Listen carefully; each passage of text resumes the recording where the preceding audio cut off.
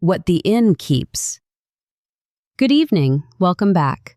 Tonight we are in Stillwater Cove, Maine, where the tide comes in, and so do the secrets. Before we begin, if you enjoy what we do here, please like the video and subscribe. Tell us in the comments where you are and what time it is. Now get comfortable, turn off the lights, and let's find out what happened. The week the food writer came to the Seabird Inn, the fog arrived with him and stayed. Magnus Torkel noticed the pattern by the second morning. Philip Crane left the inn at 9, returned at 4, and his notebook grew thicker each time. What Magnus did not notice until later was that Philip had stopped writing about food entirely by day 3. The last photograph in Philip's camera was not a plate of lobster. It was the back wall of Harlow's diner, taken from the alley, at an angle that suggested he did not want to be seen. That photograph is why Jonas Peak has not slept well in 5 days. And that photograph is why Nora Alcott is now standing in room 7 of the Seabird Inn, looking at an untouched breakfast tray and a man who will never eat again. Chapter 1. The Last Breakfast Tray. Magnus Torkel knocked at 7:30. He had knocked at 7:30 every morning of Philip Crane's 2-week stay, and every morning Philip had answered by the second knock. On the morning of Tuesday, September 3rd, Magnus knocked 3 times. He waited. He knocked again. He used his master key. The room was tidy. The bed had been made, which Magnus noted as unusual because Philip had never made his own bed.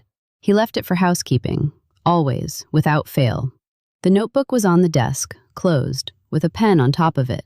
The curtains were open. The breakfast tray sat on the side table near the window, untouched. Coffee cold, toast untasted, the orange juice glass still full. Magnus crossed the room in 4 steps and found Philip Crane on the floor between the bed and the bathroom door. He was on his side, one arm extended toward the bathroom, as if he had reached for something and not quite made it. His skin had the grayish tint that Magnus recognized from having found 2 guests in similar circumstances over his 23 years running the inn. 1 heart attack, 1 stroke. But Philip Crane was 44 years old, and he had mentioned to Magnus the previous afternoon that he had just finished a 10-mile run along the coastal path. Magnus did not touch the body. He backed out of the room, closed the door, and called the Cove Sheriff's Office from the front desk phone. He asked for Deputy Alcott specifically. Nora arrived 20 minutes later. The Seabird Inn stood on the north end of Harbor Street, 12 rooms painted white with blue shutters, a wraparound porch that faced the water, and a slate walkway that Magnus kept immaculate, even in tourist season. The fog had not lifted. It hung over the harbor like a held breath, muffling the sound of the lobster boats that Nora knew were out there somewhere. Magnus met her at the front door. He was 53, Norwegian-American, built like a man who had spent his youth hauling something heavy, with silver hair combed back and a face that gave nothing away unless he wanted it to. "Room 7, he said. "I have not let anyone else in. The door is locked." "Did you touch anything inside?" "I touched the breakfast tray. I touched the door handle. Nothing else." Nora nodded and followed him down the corridor. The inn smelled of old wood, beeswax, and coffee from the dining room. A pair of guests sat in the parlor with newspapers, unaware. Room 7 was at the end of the hall. Magnus unlocked the door and stepped aside. Nora entered alone. The first thing she noticed was the angle of the body. The arm extended toward the bathroom, fingertips 6 inches from the threshold. If he had been reaching for help, for a phone, for medication, the bathroom was an odd choice. The bathroom contained a toilet, a sink, and a shower. No phone, no medicine cabinet that would have held anything urgent enough to crawl for. She crouched without touching him. His face was turned slightly away from her. No visible injury, no blood. His hands were relaxed, not clenched. That suggested he had not been in pain at the moment of death, or the pain had been very short. The second thing she noticed was the notebook. It sat on the desk, closed, pen on top. Philip Crane had been a writer. Writers did not close their notebooks neatly, with a pen placed precisely on top, unless they were finished writing, or they expected someone else to see it. She had dated a writer in Boston for 9 months, a man who left notebooks open face down on every surface of her apartment. She knew the habit. This notebook had been closed deliberately. Nora stood and walked the room without moving anything. The closet contained 3 button-down shirts, 2 pairs of trousers, a jacket, and a pair of running shoes with dried mud on the soles. The dresser drawers were empty. He had lived out of his suitcase, which sat open on the luggage stand. The bathroom was clean. 1 toothbrush, 1 razor, prescription bottle for a common antibiotic, half full, dated 2 weeks ago. Nothing for heart conditions, nothing for blood pressure. She returned to the body and looked at his hands again. The fingernails were clean, no defense wounds, no evidence he had struggled against anyone or anything. Nora stepped back into the hall and closed the door. "Who found him?" "I did," Magnus said. 7:30. His breakfast tray was outside his door every morning at 7:15. This morning, it was not. I knocked. He did not answer. He always answered by the second knock? Always. His breakfast tray was not outside the door because you had not delivered it yet, or because it was inside the room? Magnus hesitated. That was unusual for him. He was a man who chose his words before he spoke them, but the hesitation was longer than his normal pause. "I delivered it," he said. "At 7:10. I placed it on the side table inside the room. He was in the bathroom. The door was closed. I assumed he was showering." Nora filed that. A man in the bathroom at 7:10, dead on the floor by 7:30. The bathroom door had been open when Magnus entered with the master key. If Philip had been in the bathroom at 7:10 and died in the bathroom doorway, the door should have been open or closed depending on which way he fell. It had been open when Magnus entered. "You did not check on him when you delivered the tray?" I called out. He said something. I did not hear clearly. I assumed he was occupied. "What did he say?" Magnus shook his head. "I have been trying to remember. It was not words. It was a sound, a syllable. I assumed it was acknowledgement." Nora wrote nothing down yet. She looked at Magnus Torkel's face and saw nothing except what he wanted her to see. A man who had made a small mistake and was now reviewing it with the precision of someone who did not like mistakes. "Who else has stayed in room 7 in the past month?" "I will need to check the register." "Check it now. And Magnus, do not discuss this with anyone until the medical examiner has seen the body." Magnus nodded once and walked toward the front desk with the same measured pace he used for everything. Nora pulled out her phone and called the medical examiner's office in Rockland. Then she called Sheriff Roy Gannett, who answered on the 6th ring with a mouthful of something. "Got a body at the Seabird," she said. 44-year-old male, guessed, no obvious cause. "Accident?" "Too early to say," Gannett sighed audibly. "I'll be there in an hour." Nora did not argue. An hour meant 45 minutes if he hurried, which he would not. She had time. She walked back down the corridor and stood outside room 7, looking at the door. The fog pressed against the windows at the end of the hall. Somewhere in the harbor, a foghorn sounded once and did not repeat. She thought about the notebook on the desk, closed, pen on top. She thought about the breakfast tray, placed inside the room while Philip was supposedly in the bathroom. She thought about Magnus Torkel's hesitation.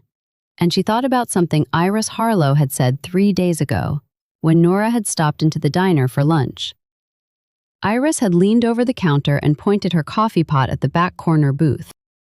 "See that man?" Iris had said. "The one with the notebook. He is not writing about clam chowder."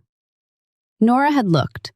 Philip Crane, 44, fit, well-dressed in the way that said he had money but did not want to show it. He was writing something. His eyes were not on the notebook. They were on the back wall of the diner where the old photographs hung. The ones from 1980, 1985, the ones that showed the cove before the tourist money arrived. "He is writing about something else," Iris had said. "Something he is not telling anyone. You can see it in the way he holds his pen." Nora had not thought much of it at the time. Food writers were strange. That was not news. Now she stood in the hallway of the Seabird Inn and thought about the way Philip Crane had been holding his pen, and the way Magnus Torkel had hesitated when she asked about the breakfast tray, and the fact that a 44-year-old man who ran 10 miles had died on the floor of his hotel room between 7:10 and 7:30 in the morning. She pulled out her notebook and wrote 2 words: behavioral tell. Then she walked outside to wait for the medical examiner. The fog had not lifted. The harbor was quiet, and somewhere in Stillwater Cove, someone was already deciding what to say when Nora came to ask questions. Chapter 2. The notebook was closed. The medical examiner arrived at 9:47. Dr. Lena Rostova had been covering Knox County for 11 years, and she had learned to schedule nothing on the assumption that everything else would be canceled. She drove a gray sedan with a dent on the passenger side and carried a bag that looked older than Nora. They stood in room 7 while Magnus waited in the parlor with strict instructions to keep the other guests away from the corridor. Dr. Rostova worked quickly and quietly, the way she always did. She took temperature, examined the eyes, checked the hands and neck and mouth. She did not speak until she was finished. "No obvious external trauma," she said.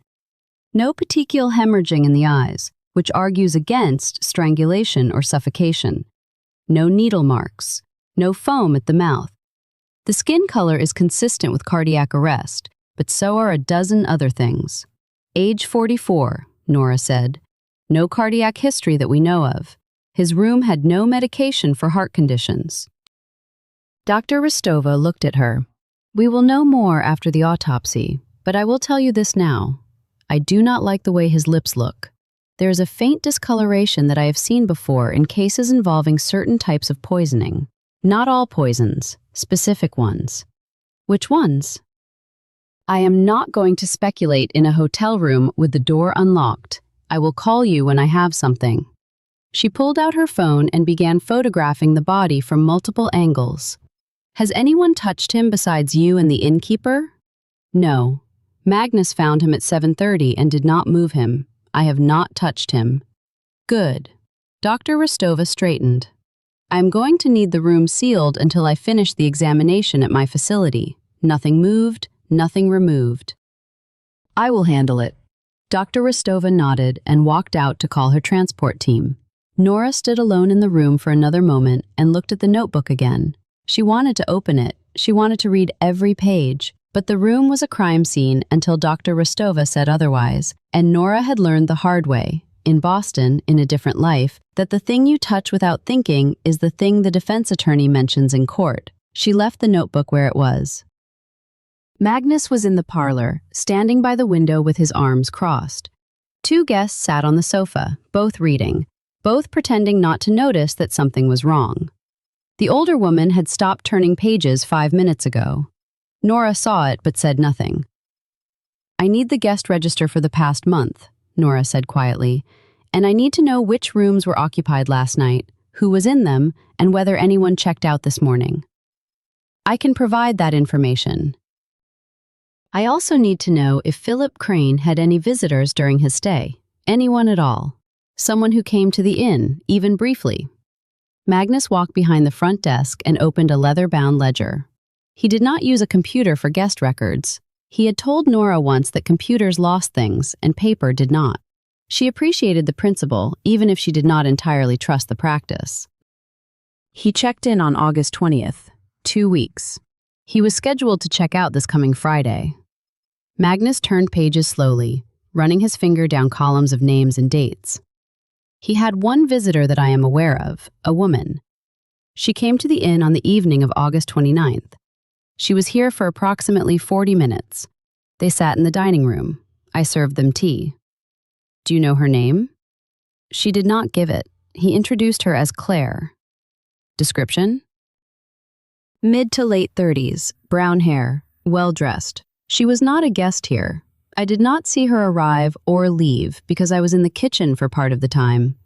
Nora wrote it down. Claire, late 30s, August 29th, 40 minutes, tea in the dining room. Anyone else? Not that I saw, but I am not always at the desk. No, you are not. Nora closed her notebook. Magnus, I am going to ask you something, and I need you to answer without choosing your words carefully for once. He looked at her. His face did not change, but something behind his eyes shifted slightly. What did Philip Crane ask you about during his stay? Not about the inn, not about the food, about something else. Magnus was silent for a long moment. The older woman on the sofa finally turned a page. The foghorn sounded again, closer this time. He asked about our guest records from 1998, Magnus said quietly. He wanted to know who had stayed in room 7 during the month of August of that year. I told him that information was private. He said he understood. He asked again 2 days later. Why 1998? I do not know, he did not say. I told him I could not help him. Did he seem frustrated? Angry? No, he seemed patient. He thanked me for my time and went for a walk along the harbor. Magnus paused. Deputy, I have been running this inn for 23 years. I have had guests ask me many things. I have learned to recognize when a question is not about what it seems to be about. His question was not about a room. What was it about? Magnus shook his head slowly. That is what I have been trying to understand since I found him this morning, and I do not have an answer. Nora looked at him for a long time. He met her gaze and did not look away. That meant nothing. Magnus Torkel was a man who could lie without blinking if he decided it was necessary. She had never been entirely sure whose side he was on, and she suspected he liked it that way. I am going to need the full guest register, Magnus, not just names, anything you have. If you have old records in storage, I need those too. I will need to locate them. It may take a day. Take the day. I will be back tomorrow.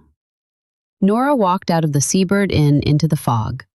The harbor looked like a photograph that had been left out in the rain. Soft edges, no horizon, everything gray blending into everything else. She stood on the sidewalk for a moment and let the cold air settle into her lungs. Then she walked to Harlow's diner. Iris Harlow was behind the counter when Nora pushed through the door at 10:30. The diner was half full. Late breakfast crowd, early lunch crowd, the fog keeping people inside longer than usual. The smell of coffee and bacon and fresh bread hit Nora the way it always did, and for half a second she felt almost normal. Iris looked up from the coffee pot. She was 52, silver streaked hair pulled back, arms crossed, face that had seen 3 decades of Main Street mornings. She did not smile when she saw Nora. She raised one eyebrow. You look like someone died. Someone did. Iris set the coffee pot down and walked around the counter. She guided Nora to the corner booth, the one with the cracked vinyl and the view of the entire room, and sat across from her. Who? Philip Crane, the food writer. He was staying at the Seabird. Iris's face did not change much, but Nora caught it, a small tightening around her mouth. The one I pointed out to you 3 days ago, the one who was not writing about food. Yes. How? That is what I am trying to figure out. The medical examiner thinks it might be poisoning. Iris was quiet for a moment.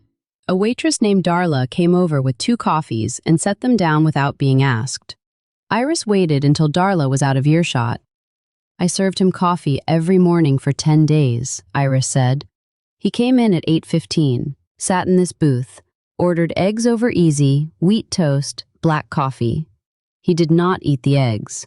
He ate the toast and drank 3 cups of coffee and wrote in that notebook the whole time. He did not eat the eggs? Never, not once. I asked him about it on day 3. He said he liked the look of them. That is what he said. He liked the look of them. Iris shook her head. That is not what a food writer says. What did he write about? Iris leaned back and looked at the ceiling, the way she did when she was sorting through a week's worth of conversations in her head. The first few days, he wrote about the menu. I saw him. He was writing about the chowder and the pie and the way we plate the haddock. Then, around day 5, he stopped. He started staring at the back wall. The photographs. Yes, the old ones. The fishing boats, the wharf, the storm damage from the winter of '98. He took a photograph of that wall on day 6. With his phone. Not discreetly. He just stood up and took it. Did anyone see him? Everyone saw him. It is a diner, Nora. People see everything. Most of them did not care. One of them did. Nora set her coffee down. Who? Iris glanced toward the kitchen door, then back at Nora. Jonas Peak, the kid who works in the back. He washes dishes and helps with prep in the afternoons. He saw Philip take that photograph, and he has been nervous ever since. Twitchy, dropping things. I asked him what was wrong 2 days ago, and he said nothing. But he said it too fast.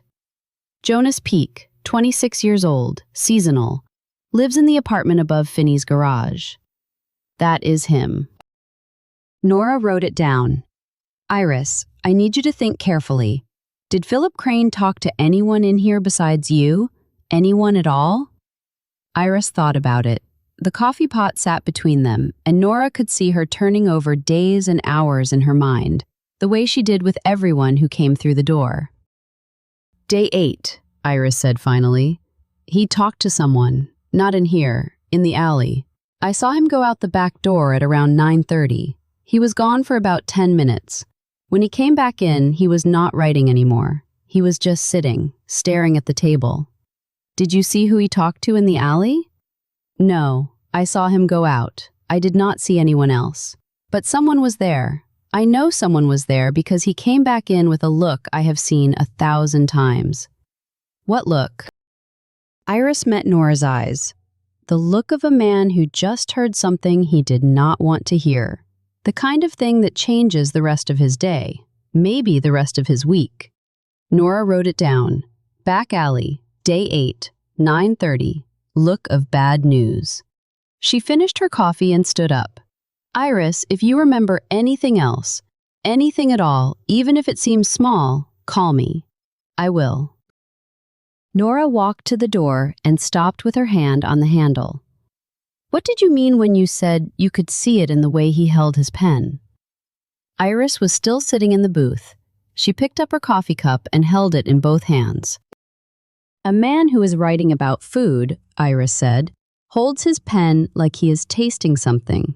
A man who is writing about something else, something he should not be writing about, holds his pen like he is hiding something. Philip Crane held his pen like a man who was afraid someone would read over his shoulder.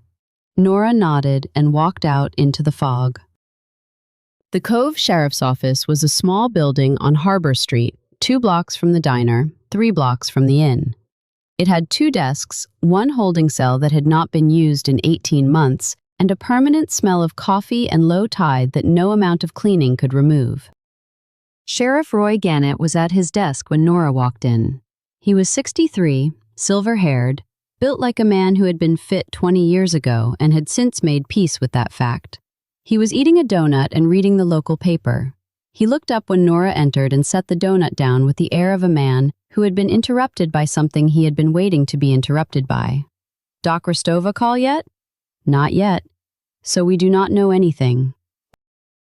We know he was 44, healthy, and dead on the floor of his hotel room between 7:10 and 7:30 this morning. Gannett picked up the donut again. People die, Nora. Heart attacks happen. Strokes happen. Aneurysms happen. We do not need to turn every death into an investigation. You have not seen his lips. I have not seen anything. Neither have you. Give the doc time to do her job. Nora sat at her desk. It faced Gannett's, which meant she could watch him read the paper, and he could watch her work. They had been doing this dance for 4 years. The victim was asking questions about the inn's guest records from 1998, she said. He was asking about a specific room, room 7. So he was not here for the food. He was here for something else, something that happened in that room 25 years ago. Gannett put the paper down.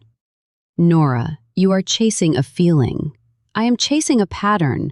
He changed his behavior 5 days into his stay. He stopped writing about the menu and started photographing the wall at the diner. He went into the alley on day 8 and came back looking like he had been punched. And Magnus Torkel lied to me about something. Magnus Torkel does not lie. Magnus Torkel tells selective truths. There is a difference. Gannett sighed and rubbed his face. What do you want from me?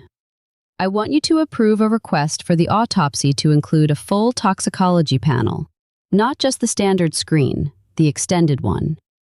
That costs money. Roy, a 44-year-old man, died in a hotel room with no visible cause. The medical examiner saw discoloration on his lips. If this is poisoning, we need to know that before the funeral. Gannett looked at her for a long moment. Then he reached for the phone. Fine, I will make the call, but you owe me. I always owe you. You do. He dialed. Now go do something useful. Question someone. Stand in the fog and look mysterious. Whatever it is you do. Nora stood up and grabbed her jacket. She was halfway to the door when Gannett spoke again. Nora? She turned. I have known Magnus Torkel for 30 years. He is not a killer. Neither was the last person you said that about. Gannett had no answer for that. He turned back to the phone. Nora walked out into the fog. She had 3 names in her notebook now. Magnus Torkel, Jonas Peak, a woman named Claire. She started with the one who was easiest to find.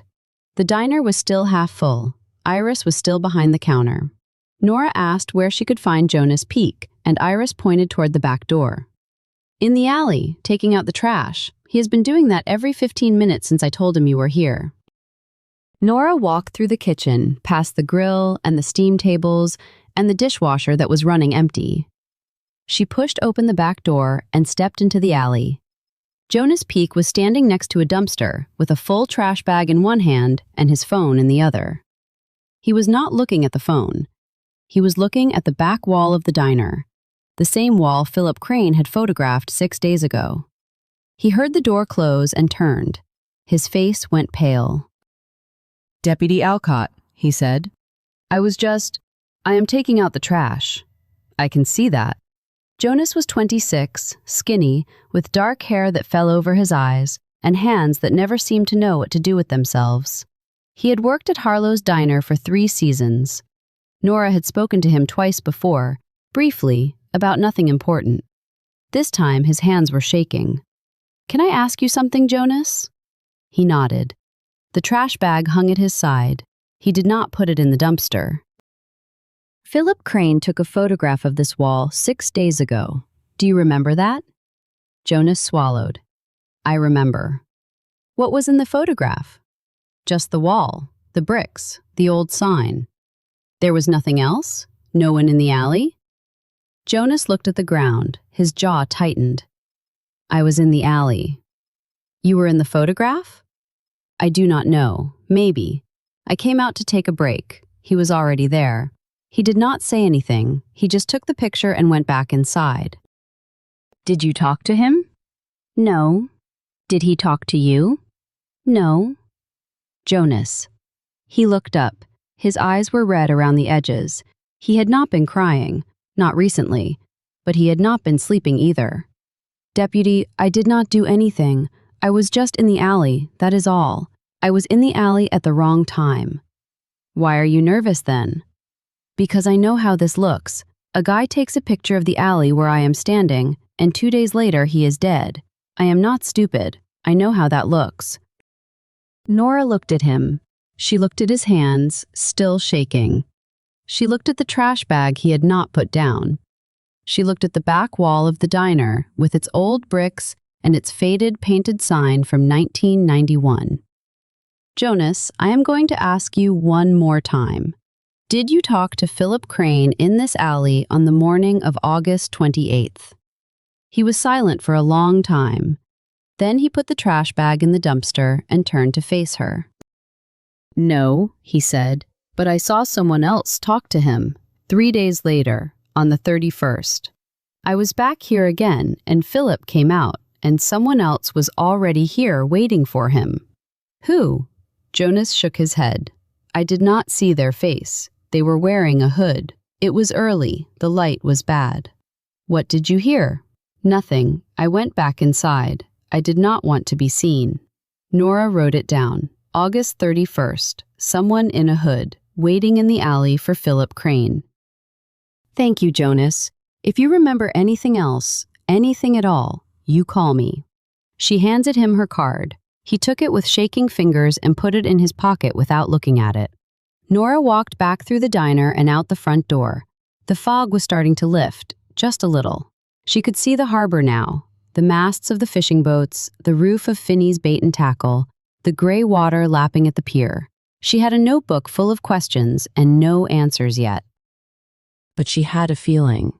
And Roy Gannett was right about one thing. Sometimes a feeling was just a feeling. Other times, it was the only thing you had before the next person died. Chapter 3. 3 names on the board. Nora went back to the office and wrote the names on the whiteboard. She did it the way she always did. Small, neat capitals, no arrows, no circles, no dramatic underlining. The whiteboard was for seeing, not for performance. Magnus Torkel, innkeeper, knew about the guest records, hesitated when asked about the breakfast tray, found the body. Jonas Peak, diner worker, in the alley when Philip took the photograph, nervous, lying about something, not necessarily about the murder, but about something. Claire, first name only, late 30s, met Philip at the inn on August 29th for tea, drove or walked. No car in the inn lot that Magnus remembered. She stood back and looked at the 3 names. There should have been a fourth. There was always a fourth person who did not seem connected at first. She did not know who that was yet. Gannett came out of his office with a coffee mug that said, "World's okayest sheriff." He looked at the board and snorted. 3 suspects and one of them is a first name only. Claire will have a last name by tomorrow. Assuming she is real. Assuming Magnus did not make her up to point you in the wrong direction. Nora turned and looked at him. Why would Magnus make up a woman who visited the inn? Gannett shrugged. Why does anyone make up anything? To hide something else. She considered that. It was not impossible. Magnus Torkel had a reputation for discretion that bordered on the monastic. If he wanted to protect a guest's privacy, he might invent a visitor to explain something Philip had told someone else. But Magnus was smarter than that. A lie that could be checked was a lie he would not tell. Doc Rostova called, Gannett said. She wants you to come to Rockland tomorrow morning. She found something in the preliminary. What? She would not say over the phone. She said come in person. Gannett sat on the edge of his desk. That usually means she found something she does not want to put in writing yet. Nora nodded. I will go first thing. Take the county car. The fuel is on the town. She almost smiled. Gannett was not a bad man. He was a lazy man who had learned that giving Nora small things cost him nothing and kept her from asking for larger things. She understood the transaction. She had been making it for 4 years. The afternoon stretched out in front of her. Too late to drive to Rockland and back before dark. Too early to go home. She looked at the whiteboard again and made a decision. She drove to Finney's bait and tackle. Cal Finney was 73 and had been working the harbor since he was 12. His father had owned the shop before him, and his grandfather had built the pier that the shop still sat on. He knew every boat in the cove by sight, every captain by name, and every movement on the water within a 3-mile radius. Nora found him at the back of the shop, sitting on a wooden stool, splicing rope. He did not look up when she walked in. Deputy? Cal? Fog is lifting. It is. He finished the splice and set the rope down. Then he looked at her. His eyes were pale blue and had been watching the water for 70 years. They missed nothing. You are here about the man at the inn. I am. He came down to the harbor 3 times, walked the pier, talked to a few people, asked about the fishing boat that went down 8 years ago, the one with 3 men aboard. Nora did not write that down. She memorized it. What did he want to know about that boat? He wanted to know the name of the 3rd man. Cal picked up another piece of rope and began splicing again. The official report says 3 men went down with the boat. The unofficial story says something else. Most people around here know the unofficial story. They do not talk about it. Who was the third man? Cal looked at her. The rope paused in his hands. Vera Stout's brother. Nora felt something click into place. Vera Stout ran the Breakwater, the pub on the harbor side, the place where locals went when they did not want to talk to tourists. She was blunt, loyal, and observed everything from behind the bar. She had never lied to Nora, but she had never volunteered anything either. Philip Crane asked about Vera's brother, Nora said. He did, asked me first. I told him to ask Vera. He said he already had, and she had told him to leave it alone. When was this? Day 4 or 5 of his stay. He came down here in the morning. I was checking the traps. He walked out on the pier and stood there for a while. Then he came back and asked, "What did you tell him?" I told him the same thing Vera told him. Leave it alone. Nora looked out the window of the shop. The harbor was visible between the fishing rods hanging on the wall. The water was gray-green, choppy, the fog now just a haze on the horizon. Cal, did Philip Crane seem scared to you when he asked about the boat? Cal considered the question. He put the rope down again and scratched his chin. No, he said. He seemed curious. The way a man is curious about something he read in a file, not the way a man is curious about something that happened to him. It was academic. That is the word. Academic. Did anyone else hear him ask? The harbor is not a library, Deputy. People hear everything. Nora drove from Finney's to the Breakwater. The pub was on the harbor side, a low building with a slate roof and a sign that had been painted in 1987 and touched up only when absolutely necessary. It did not open until 4 in the afternoon, but Vera Stout was always there by 2 to set up. Nora knocked on the side door. Vera opened it after a long moment. She was 54, broad-shouldered, with gray hair cut short, and a face that had been telling men to leave her alone for 30 years. She looked at Nora and did not step aside. I am not open yet. I am not here for a drink. Then what are you here for? Nora held up her notebook. I need to ask you about Philip Crane. Vera's face did not change, but her hand tightened on the doorframe. I already talked to the sheriff. He called this morning. Gannett called you? He said a guest at the inn died, asked if I had seen him in the pub. I said yes. He came in every night for a week, sat at the end of the bar, drank whiskey, asked questions. That is all I told him. Can I come in? Vera looked at her for a long moment, then she stepped aside. The pub smelled like wood polish and old beer. Vera had already set up the chairs and wiped down the bar. A single light hung over the taps. The rest of the room was dark. Nora sat on a stool at the bar. Vera stayed on her side, arms crossed. Philip Crane asked you about your brother, Nora said. He did. What did he want to know? He wanted to know if the official report was accurate. He said he had been doing research. He said he had found something that did not match. Vera's voice was flat, controlled. I told him I did not want to talk about it. Did he ask anyone else?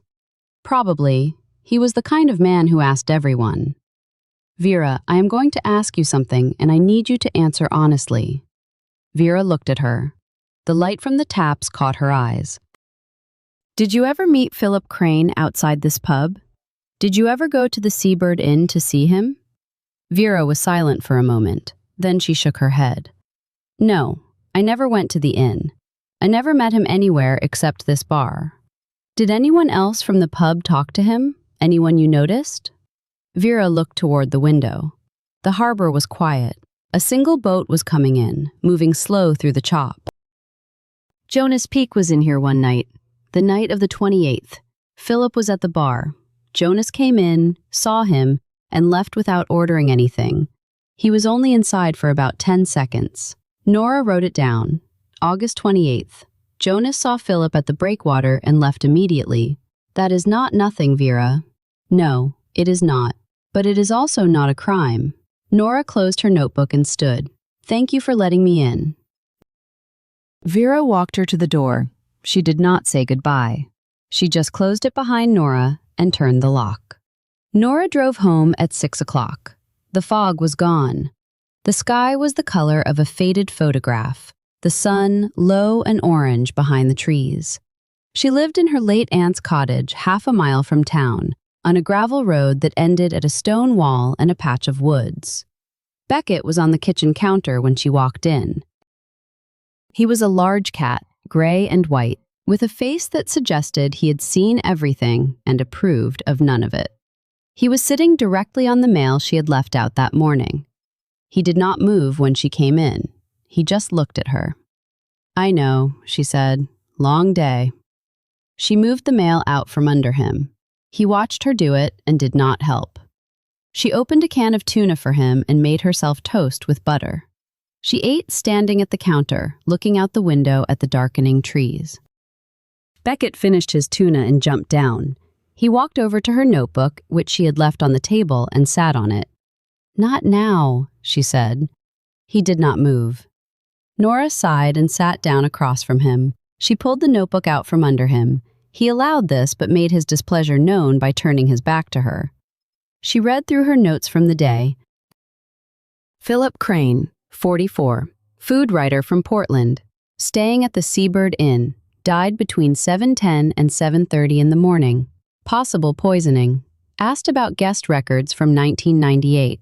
Asked about a fishing boat that went down 8 years ago. Asked about Vera Stout's brother. Photographed the back wall of Harlow's Diner. Met someone in the alley on August 31st. Someone in a hood. Visited by a woman named Claire on August 29th. 40 minutes. Tea in the dining room. Jonas Peak was in the alley when Philip took the photograph. Jonas left the breakwater the moment he saw Philip there on August 28th. Jonas was nervous. Jonas was lying. Magnus Torkel hesitated when asked about the breakfast tray. Magnus was protecting someone. Magnus did not want to talk about 1998. Vera Stout's brother died on a boat 8 years ago. Vera said Philip asked about the official report. Nora set her pen down and looked at Beckett. He had turned around and was now staring at her with the particular intensity of a cat who wanted to be fed again. "Who is Claire?" she asked him. Beckett blinked. Then he jumped off the table and walked to the kitchen, where he sat next to his empty bowl and looked at her expectantly. "No," she said. "You already had tuna." Beckett continued to sit. Nora got up and gave him a small handful of dry food. He ate it with the air of a cat who was settling for less than he deserved. She stood in the kitchen and looked at her notes again. 3 names on the board. A boat that went down 8 years ago. A room at the inn from 1998. A woman named Claire. A man in a hood. She had pieces. She did not have a picture. But she had a feeling. And tomorrow, Dr. Rostova would tell her whether that feeling was worth anything at all. Nora went to bed at 9:30. Beckett joined her at 10, stepping on her stomach on his way to the pillow. She moved over. He did not say thank you. She lay in the dark and listened to the wind in the trees. Somewhere in the harbor, a bell buoy rang once and then was silent. She thought about Philip Crane, alone in his room at the Seabird Inn, writing in a notebook that someone had closed before Magnus Torkel found him. She thought about the notebook on the desk, the pen on top of it, the careful placement of both. Someone had closed that notebook after Philip died. Someone had put the pen on top of it. Someone had wanted Magnus to see a man who had finished his work and gone to sleep. But Philip Crane had died on the floor between the bed and the bathroom door. One arm stretched toward the bathroom, and Nora could not stop thinking about the bathroom door. Open when Magnus entered, closed when Magnus delivered the tray. That door had moved. Someone had moved it.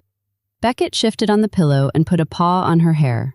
She reached up and touched his fur, and for a few minutes she just breathed. Then she closed her eyes and tried to sleep. Tomorrow she would drive to Rockland. Tomorrow she would find out what was in Philip Crane's blood. And tomorrow she would ask Magnus Torkel about the bathroom door again. She fell asleep with her hand on the cat and the names of 3 suspects still turning in her mind like the tide coming in. Chapter 4. The Harbor Remembers. The drive to Rockland took 51 minutes. Nora left at 6:30 in the morning, before the sun had fully cleared the trees, and she used the time to think. The county car smelled like coffee and the pine air freshener Gannett had installed 3 years ago and never replaced. The road followed the coast most of the way, past inlets and coves and small towns that looked like Stillwater Cove but were not. She arrived at the medical examiner's office at 7:21. Dr. Rostova was already there, standing in the parking lot with a cup of coffee and a file folder. She did not seem surprised to see Nora. "You are early. You said come in person." Dr. Rostova nodded and led her inside. The building was small and beige and did not look like a place where dead people were examined, which Nora had always thought was the point. They walked past the reception desk and into a small office with 2 chairs and a single window that faced the parking lot.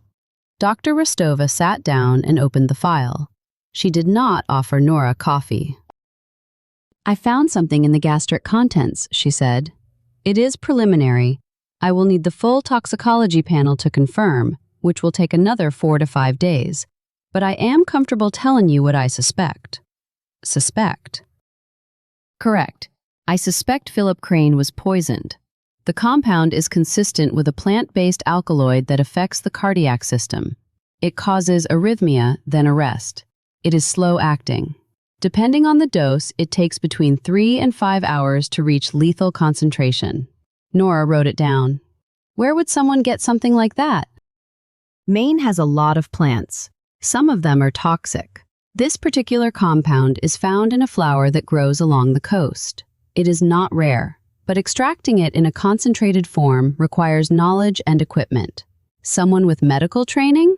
Someone with a chemistry background? Or someone who knows how to read?" Dr. Rostova closed the file.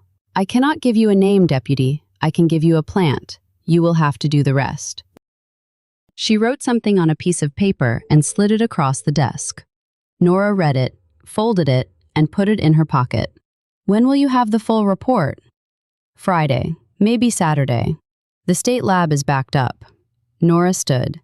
"Thank you for calling me directly." Dr. Rostova looked at her. "I called you because the sheriff told me to call you. He said you would ask better questions than he would." Nora did not know what to say to that. She nodded and walked out. She called Gannett from the car. He answered on the second ring, which meant he was already at his desk. "Poison," she said. "Damn.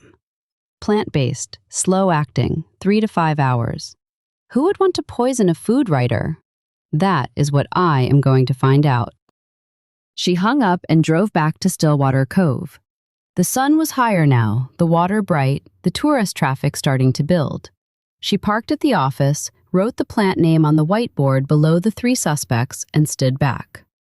Magnus Torkel, Jonas Peak, Claire, plant toxin. She needed to know more about 1998. She needed to know more about the boat that went down 8 years ago, and she needed to find Claire. She walked to the Bellamy Library. The library was a stone building on Main Street, built in 1891, with a slate roof and a hush that seemed to exist independent of how many people were inside. Dot Fenwick was at the front desk, 70 years old, precise in every movement. She was reading a catalog when Nora walked in and did not look up. "Deputy?" "Dot?" "You are here about the man who died at the inn." "I am." Dot closed the catalog and looked at Nora over her glasses. "I read the preliminary report in the Rockland paper this morning. It said the cause of death was pending further investigation. That usually means the medical examiner found something she did not want to put in the paper." "It does." Dot nodded once, as if confirming something she already knew. "What do you need?" "I need the guest records from the Seabird Inn from 1998. Magnus has them in storage somewhere, but he is moving slowly.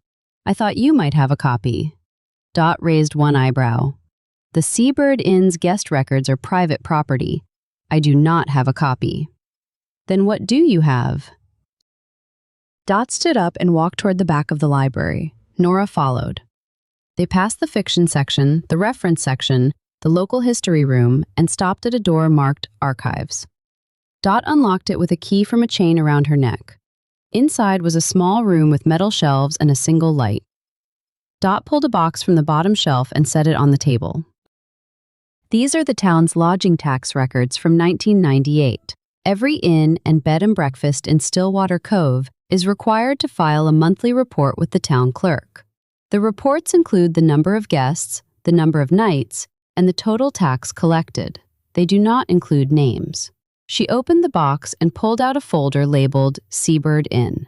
She flipped through the pages until she found August of 1998. August of that year, Dot said, the Seabird Inn reported 27 guests over 31 nights. Room 7 was occupied for 14 of those nights. The guest checked in on August 3rd and checked out on August 17th. Nora looked at the page. Does the report say who filed it? Magnus Torkel. He has filed every monthly report since he took over the inn in 1996. So Magnus knows exactly who stayed in room 7 in August of 1998. Dot closed the folder. He does, and he has chosen not to tell you. Nora stood in the small room and looked at the metal shelves, the boxes of records, the single light. Dot Fenwick had been the town's librarian for 23 years, and she knew more about Stillwater Cove than anyone except maybe Iris Harlow. But Iris knew the present. Dot knew the past. Dot, what happened in Stillwater Cove in 1998 that someone would not want a food writer to find? Dot was silent for a long moment. Then she pulled another box from the shelf. There was a fire at the Aldrich house in July of 1998, she said. Minor damage, no injuries. It was ruled accidental by the fire marshal at the time. But there was a guest at the Seabird Inn who was questioned about it. A woman. She was staying in room 7. What was her name? Dot opened the second box and pulled out a file. She flipped through it slowly, reading each page with the same precision she brought to everything. The fire report lists witnesses. One of them was a guest at the Seabird Inn. Her name was Claire Ashworth. Nora stopped breathing for half a second. Claire Ashworth? Claire Ashworth. She was 28 at the time. She was interviewed twice by the fire marshal. Her statement was consistent. She said she saw nothing unusual. Do you have her contact information from 1998? Dot shook her head. She was from out of state. The report lists her as a summer resident with an address in Boston. The address may no longer be current. Nora wrote it down. Claire Ashworth, Boston, 1998, room 7. Thank you, Dot. Dot closed the file and put it back in the box. She did not ask why Nora needed the information. She did not ask what it meant. She simply locked the archives and walked back to her desk. Nora stood at the front door of the library and looked out at Main Street. The sun was bright now, the fog nothing but a memory. Tourists walked past with shopping bags and coffee cups. A car with Massachusetts plates parked in front of the diner. Claire Ashworth had met Philip Crane at the Seabird Inn on August 29th. Claire Ashworth had been questioned about a fire at the Aldrich house in 1998. Claire Ashworth had been staying in room 7, the same room Philip Crane had asked about, the same room where Philip Crane had died. Nora pulled out her phone and called Magnus Torkel. He answered on the third ring. Magnus, I need the name of the guest who stayed in room 7 in August of 1998. Silence. Magnus? I'm trying to locate the records, Deputy. As I told you yesterday, it may take a day. It is not in storage, Magnus. It is in your head. You remember exactly who stayed in that room. You remember because of the fire at the Aldrich house. You remember because Claire Ashworth was questioned. You remember because Claire Ashworth is the woman who visited Philip Crane 4 days before he died. The silence was longer this time. Nora could hear him breathing. I will tell you what I know, Magnus said finally. But not over the phone. Come to the inn. 4 o'clock. I close the dining room at 3:30. We can talk privately. I will be there. She hung up and stood on the library steps for a moment longer. A seagull landed on the railing and looked at her with the casual disdain that all seagulls seem to possess. She had a name now, Claire Ashworth. She had a connection to 1998. She had a fire at the Aldrich house. She had a boat that went down 8 years ago. She had Vera Stout's brother. She had Jonas Peak lying about something in the alley. She had Magnus Torkel hesitating about a bathroom door. And she had 3 suspects who are now becoming 4. She walked back to the office to write Claire Ashworth on the whiteboard. Gannett was not at his desk. He had left a note that said, "At the diner, pie emergency." Nora did not ask what that meant. She wrote Claire Ashworth below the other 3 names. Then she stood back and looked at the board. Magnus Torkel, Jonas Peak, Claire Ashworth, Vera Stout. 4 names. She did not know which one was lying about something that mattered, and which one was lying about something that did not. She did not know which one had closed Philip Crane's notebook and moved the bathroom door. She did not know which one had access to a plant toxin and the knowledge to extract it. But she was closer than she had been yesterday. She sat at her desk and waited for 4 o'clock. Beckett was not at the cottage when she went home for lunch. This was unusual. He was almost always on the kitchen counter or the armchair or the bed. She called his name. No answer. She opened a can of tuna. No cat appeared. She ate a sandwich alone and looked out the window at the woods. The trees were still green, but the edges were starting to turn. September in Maine was the month when summer admitted defeat. Beckett appeared at the back door at 1:15. Covered in dirt and looking entirely unapologetic. He had brought a mouse with him, which he deposited on the kitchen floor with the air of a gift giver who expected gratitude. "Thank you," Nora said. "That is disgusting." Beckett sat down and began cleaning his paws. She disposed of the mouse, washed the floor, and gave Beckett a small amount of tuna as a reward she refused to acknowledge as a reward. He ate it and then went to sleep on her jacket. At 3:30, she put on a clean shirt and drove to the Seabird Inn. The dining room was empty when she arrived. Magnus had closed the curtains and turned off the lights. He was sitting at a table near the window, a single cup of tea in front of him. He did not stand when she entered. "Thank you for coming, Deputy." "Thank you for agreeing to talk." She sat across from him. The table was small, round, covered in white linen. It felt like a negotiation. "Claire Ashworth," Magnus said. "She stayed in room 7 in August of 1998. She was 28 years old. She told me she was a graduate student at Boston University, studying art history. She was quiet. She kept to herself. She was here for 3 weeks. She was questioned about the fire at the Aldrich house. Yes, she was a witness. She had been walking on the bluff that evening. She saw smoke. She called it in. The fire department arrived within minutes. The damage was minimal. But you do not believe she was just a witness."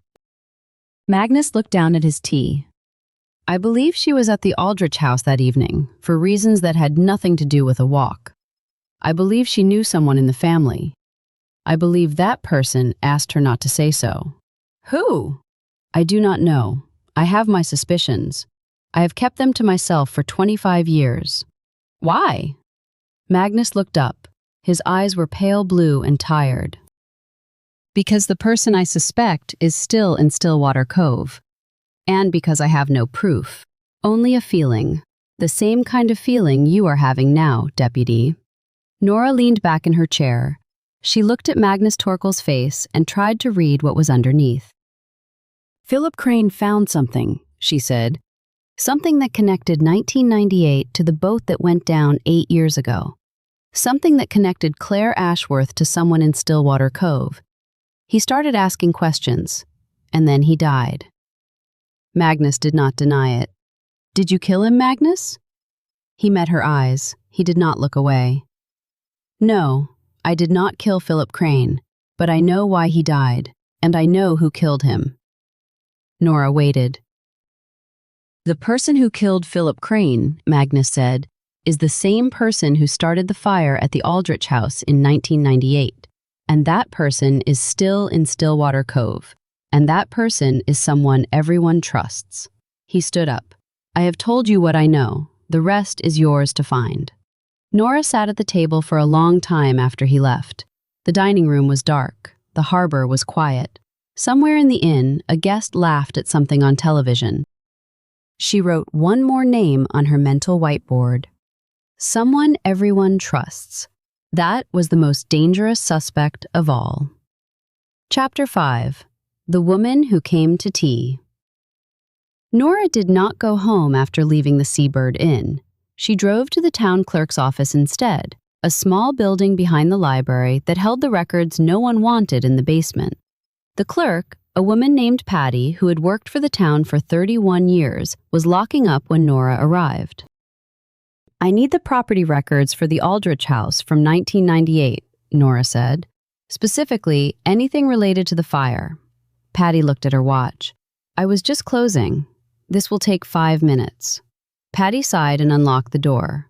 She led Nora to a metal filing cabinet in the back room and pulled out a thick folder. "Fire report is in here. Insurance claim. Contractor estimates for the repairs. That is all we have. The rest would be with the fire marshal's office in Augusta." Nora took the folder and sat down at a small desk. Patty stood by the door with her arms crossed, watching. The fire report was 3 pages. It described a small electrical fire in the library of the Aldrich house, caused by faulty wiring in a floor lamp. Damage was contained to one room, no injuries. The fire marshal's conclusion? Accidental.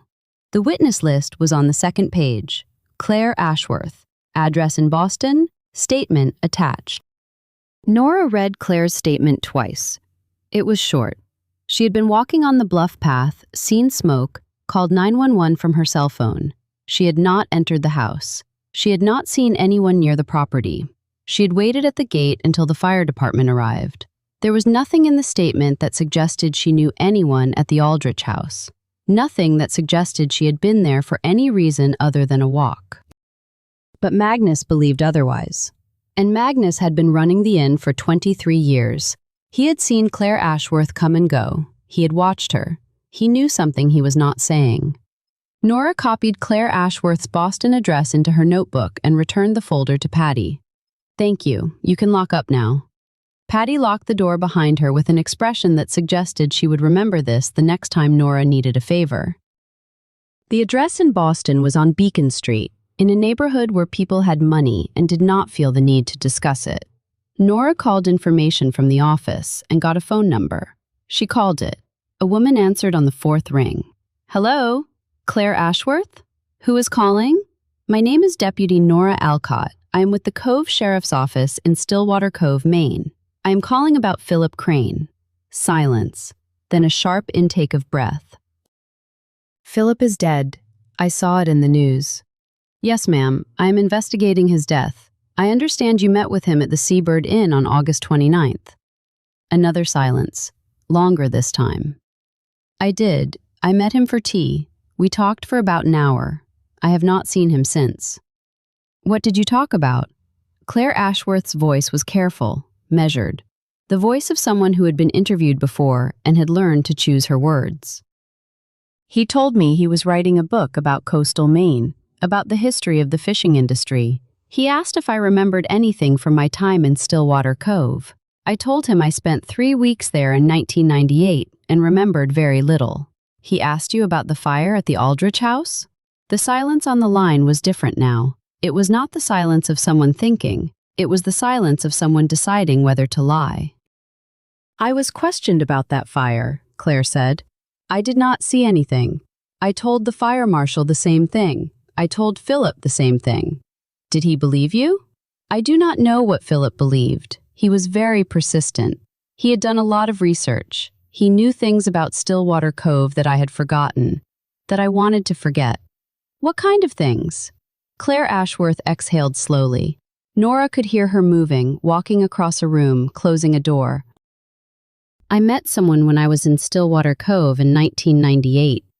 A man. He was older than me, married. He told me his marriage was ending. It was not. I did not know that until after I left. I have not been back to Stillwater Cove since." "Did Philip know about this man?" "He knew his name. I do not know how he found it. He asked me about him directly. He asked if I had ever told anyone about the fire, about what I actually saw. Nora sat forward in her chair. What did you actually see, Claire? Claire Ashworth was quiet for so long that Nora thought she had hung up. I saw someone leave the Aldrich house 10 minutes before the smoke started, Claire said. I did not tell the fire marshal because I did not know if it was important. I did not tell Philip because I did not want to be involved. I have spent 25 years not being involved, and now Philip is dead. Who did you see leave the house? Did you recognize the car? It was a dark sedan. That is all I remember. It was 25 years ago, Deputy. I have tried to forget this for 25 years. Did Philip believe you? He believed I was telling the truth. He asked me if I would be willing to repeat what I saw to the authorities. I said no. He said he understood.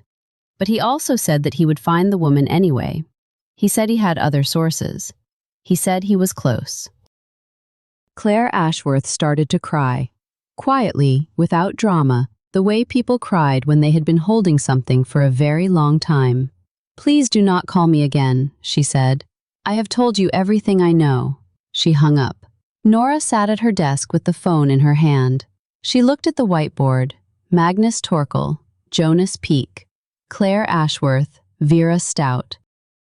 Claire Ashworth was not the killer. Claire Ashworth was a witness who had been running from what she saw for 25 years. She had come to Stillwater Cove to meet Philip Crane because he had found her and asked. She had told him the truth. And then she had gone back to Boston and waited. Nora wrote a new name on the board. Not a name, a description. Woman with a dark sedan, 1998, left the Aldrich house before the fire. She stood back and looked at it. Someone in Stillwater Cove had been hiding something for 25 years.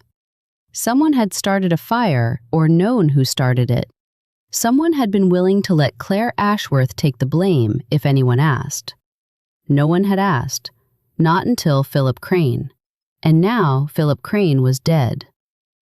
Nora went to Harlow's Diner at 6 o'clock. The dinner crowd was thinning out. Iris was behind the counter, wiping down the surface with a rag that had seen better days. I need a booth, Nora said. You look like you need pie. I need information more. Iris led her to the corner booth and brought coffee without being asked. She sat across from Nora and folded her arms. What do you need? 1998, the fire at the Aldrich house. What do you remember? Iris looked at the ceiling. She did this when she was accessing her mental files, and Nora had learned to wait. The fire was in July, late July. It was in the library. They said it was electrical.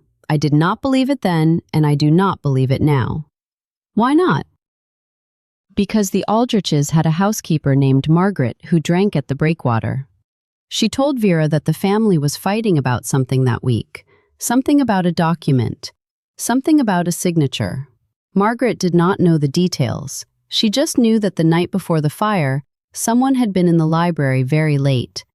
And the next morning, the library smelled like gasoline. Gasoline? That is what Margaret said, but the fire marshal did not find any evidence of accelerant, so either Margaret was wrong or someone cleaned up before the fire marshal arrived. Nora wrote it down. Gasoline smell. Late night in the library. Document. Signature. Who was in the library that night? Iris shook her head. Margaret would not say. She was afraid. She left Stillwater Cove a month later. I have not seen her since. Did Philip Crane ask you about any of this? Iris nodded slowly. He did, on day 8. He came in for breakfast and asked if I remembered the fire. I told him what I am telling you. He wrote it down. He asked if I knew where Margaret went. I said I did not. And then? And then he went into the alley. And when he came back, he was different. I told you that. He was not writing anymore. He was just sitting. Nora looked toward the back of the diner. The door to the alley was at the end of the hallway, past the kitchen and the bathrooms. Iris, who else was in the alley that morning? Iris was quiet for a moment, then she leaned across the table. Jonas Peak was in the alley. He told you that, but he was not the only one. Vera Stout was in the alley, too. I saw her walk past the back door at 9:20. She was gone for about 5 minutes. She came back through the front door, not the back. Nora set her pen down. Vera Stout was in the alley when Philip Crane went out there? I am not saying she met him. I am saying she was in the alley. And Philip was in the alley. And when Philip came back in, he looked like someone had told him something he did not want to know. Nora looked at her notebook.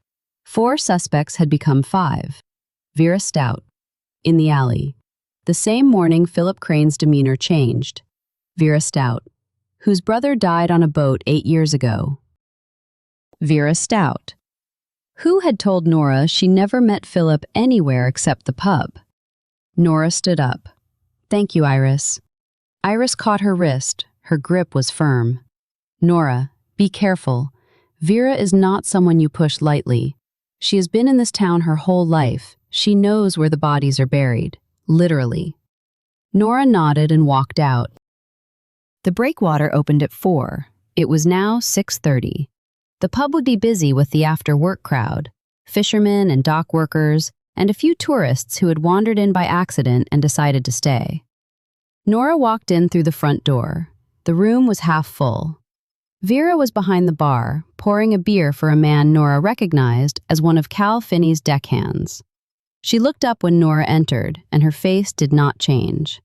Deputy? Vera, I need to ask you a few more questions. Vera finished pouring the beer and handed it to the deckhand. She wiped her hands on a towel and walked to the end of the bar, away from the customers. Make it quick. August 31st. The morning Philip Crane went into the alley behind Harlow's diner. You were in that alley at the same time. Vera's eyes flickered, just for a second. Then they were flat again. I was taking a shortcut. The back door of the pub was locked. I went around through the alley to the front. You were in the alley for 5 minutes. I was walking. Did you see Philip Crane? Vera looked at her. The bar was warm, the lights low, the sound of conversation and glasses clinking behind them. I saw him. He was standing near the dumpster. He had his phone out. He was looking at something on the screen. I did not talk to him. Did he see you? I do not know. I kept walking. Nora looked at Vera's hands. They were steady. No shaking, no tells. Vera Stout was a woman who had spent 30 years behind a bar, watching people lie. She knew how to do it herself. Vera, I am going to ask you one more time. Did you talk to Philip Crane in that alley? Vera leaned closer. Her voice was low. I did not talk to him. I did not touch him. I did not poison him. I am not the person you should be looking at.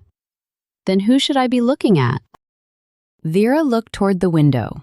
The harbor was dark now, the water black. The lights of the fishing boats scattered like fallen stars. The person who started the fire at the Aldrich house in 1998, Vera said. The person who has been hiding ever since. The person who has everything to lose if someone like Philip Crane comes to town asking questions. Who? Vera shook her head. You are the deputy. You figure it out. She walked back to the other end of the bar and poured another beer. The conversation resumed. The pub was warm and loud and full of people who had known each other for decades. Nora stood at the end of the bar for a moment longer. Then she walked out into the cold. The cottage was dark when she got home.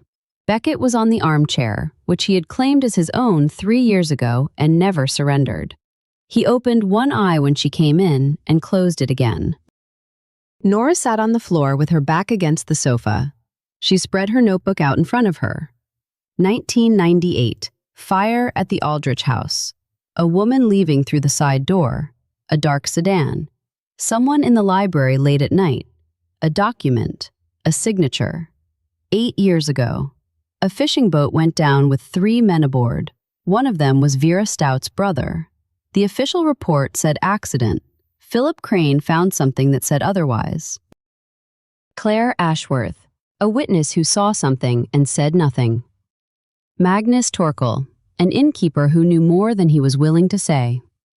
Jonas Peak, A young man who was in the wrong place at the wrong time and was lying about why. Vera Stout, a woman whose brother died, who was in the alley when Philip Crane received news that changed his demeanor, who had told Nora she never met Philip anywhere except the pub. And one more. Someone everyone trusted. Someone who had been in Stillwater Cove for decades. Someone who had access to the Aldrich house in 1998 and access to a boat 8 years ago. Beckett jumped down from the armchair and walked over to her. He sat on her notebook, directly on the page where she had written the word trust. Nora looked at him. "You are not helping." Beckett began to purr. She pulled the notebook out from under him and wrote one more name. Not a name, a question. Who in Stillwater Cove has been trusted for 25 years and should not have been? She did not have the answer yet, but she was starting to see the shape of it. Chapter 6. Pressure from Above. Nora woke at 5:30 with the name of a plant on her tongue and the smell of low tide coming through the window. Beckett was on her chest, which was his way of reminding her that breakfast was not a suggestion. She fed him, made coffee, and stood in the kitchen looking at her notebook. The pages were filling up. Names, dates, questions. The fire, the boat, the alley, Claire Ashworth, Vera Stout, Magnus Torkel, Jonas Peak. She had 4 suspects and no clear motive for any of them. That was the problem. She knew what Philip Crane had been investigating. She did not know which piece of his investigation had gotten him killed.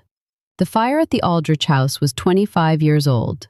The boat that went down was 8 years old. Those were 2 different events, 2 different timelines, 2 different sets of people. Philip Crane had been asking about both. The killer had been worried about one, or both. Nora finished her coffee, showered, and drove to the office. Gannett was already there. This was unusual. He was sitting at his desk with a cup of coffee and a stack of papers. He looked up when Nora walked in and did not say good morning. "The selectmen called a meeting for 10 o'clock, he said. "They want to discuss the investigation." "The investigation is 3 days old." 3 days is a long time in tourist season, Nora. People are canceling reservations at the Seabird. The inn is down 7 bookings since the news broke. The selectmen want answers.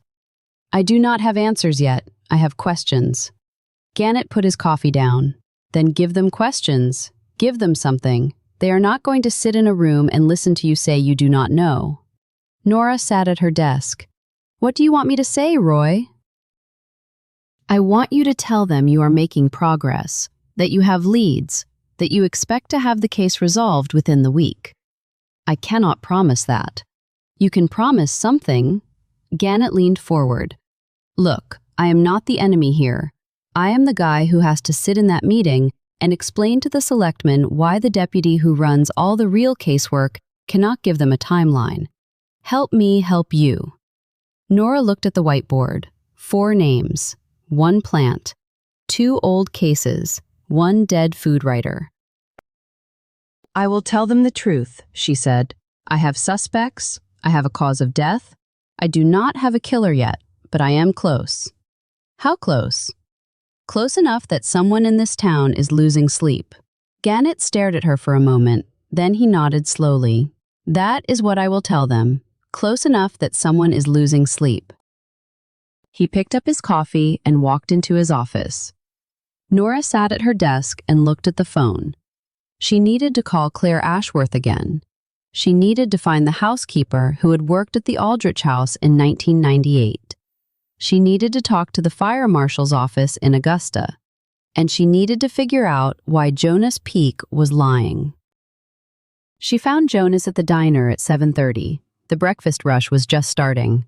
Iris was at the counter, moving between the coffee pot and the register with the efficiency of someone who had done this 10,000 times. Jonas was in the back, loading the dishwasher. Nora walked through the kitchen and stood next to him. "We need to talk." Jonas looked at her. His face was pale. He had not slept again. "I told you everything I know." "You told me you saw someone in a hood talking to Philip Crane in the alley. You told me you did not see their face. You did not tell me that Vera Stout was in the alley that morning. Jonas stopped loading the dishwasher. His hands hovered over a stack of plates. I did not see Vera. Someone else did. Iris saw her walk past the back door at 9:20. Vera was in the alley for 5 minutes. Philip Crane was in the alley at the same time. Jonas turned to face her. His eyes were red. I did not see Vera. I saw the person in the hood. I did not see their face. I did not know it was Vera. I still do not know it was Vera. Then who did you think it was? Jonas looked down at his hands. They were shaking. I thought it was someone else, someone I did not want to be involved with. Someone I was meeting in the alley for reasons that had nothing to do with Philip Crane. What reasons? Jonas was quiet for a long time. The dishwasher hummed. The kitchen was hot and loud. Outside the window, the harbor was gray and flat. I was selling something, he said finally. Something I should not have been selling. The person in the hood was my buyer. I did not want them to see me. I did not want to be connected to them. When I saw Philip in the alley, I panicked. I thought the buyer had seen me with him. I thought they would think I had told someone. What were you selling? Jonas looked at her. His face was desperate.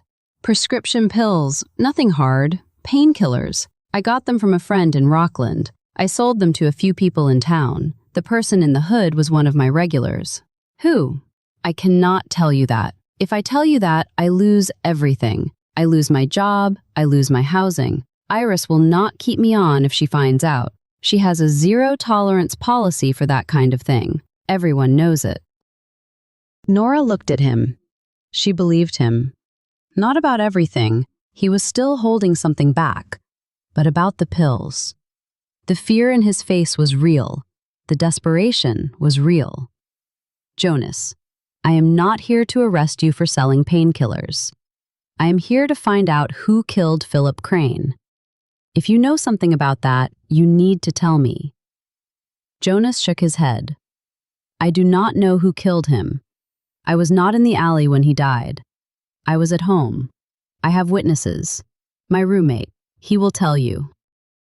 I will talk to your roommate, but right now, I need you to think. When you were in the alley on August 31st, did you see Philip Crane with anyone besides the person in the hood? Jonas closed his eyes. He was thinking. Nora could see him searching his memory, turning it over, looking for something he had not noticed at the time. He was on his phone, Jonas said. When I first saw him, he was on his phone. He was listening to something. His face was... I do not know how to describe it. He looked like someone who had just heard something that made him very angry. Not scared, angry. What happened after that? The person in the hood came around the corner. I went back inside. I did not see anything else. Nora wrote it down. Angry, not scared. A phone call. Thank you, Jonas. I am going to need the name of your roommate and his phone number. Jonas gave it to her. His hands were still shaking. I am sorry, he said. I should have told you about the pills from the beginning. Yes, you should have. She walked back through the diner. Iris caught her eye and raised an eyebrow. Nora shook her head slightly. Not now. Iris nodded and went back to pouring coffee. The selectmen's meeting was in the town hall, a white building on Main Street with a clock tower that had not worked since 1994. Nora arrived at 9:50.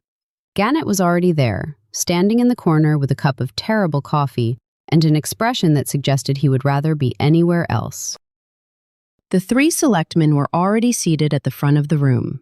Gordon Marsh, the head selectman, was 66, silver-haired, and had been running town meetings for 11 years. He had a face that looked like it had been carved from driftwood. Beside him sat Harriet Baines, the town clerk, and a woman named Lorna Finch, who represented the summer residents.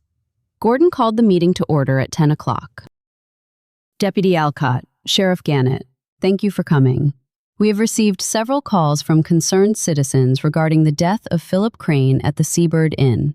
We would like an update on the investigation.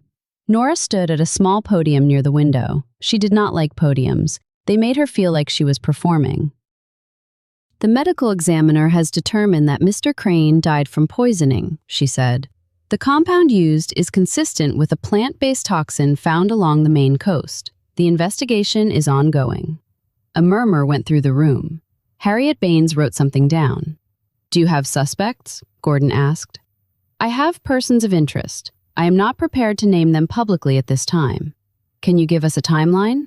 Nora looked at Gannett. He nodded slightly. I expect to have the case resolved within the week, she said. I am following several leads. I am confident that we will identify the person responsible. Lorna Finch leaned forward. Deputy, the summer season is our busiest time of the year. Every day that this investigation remains open is a day that tourists choose to go somewhere else. We need you to prioritize this case. I am prioritizing it. Are you? Lorna's voice was sharp. Because I heard you spent yesterday afternoon at the library, and the day before that at the diner, and the day before that at the harbor.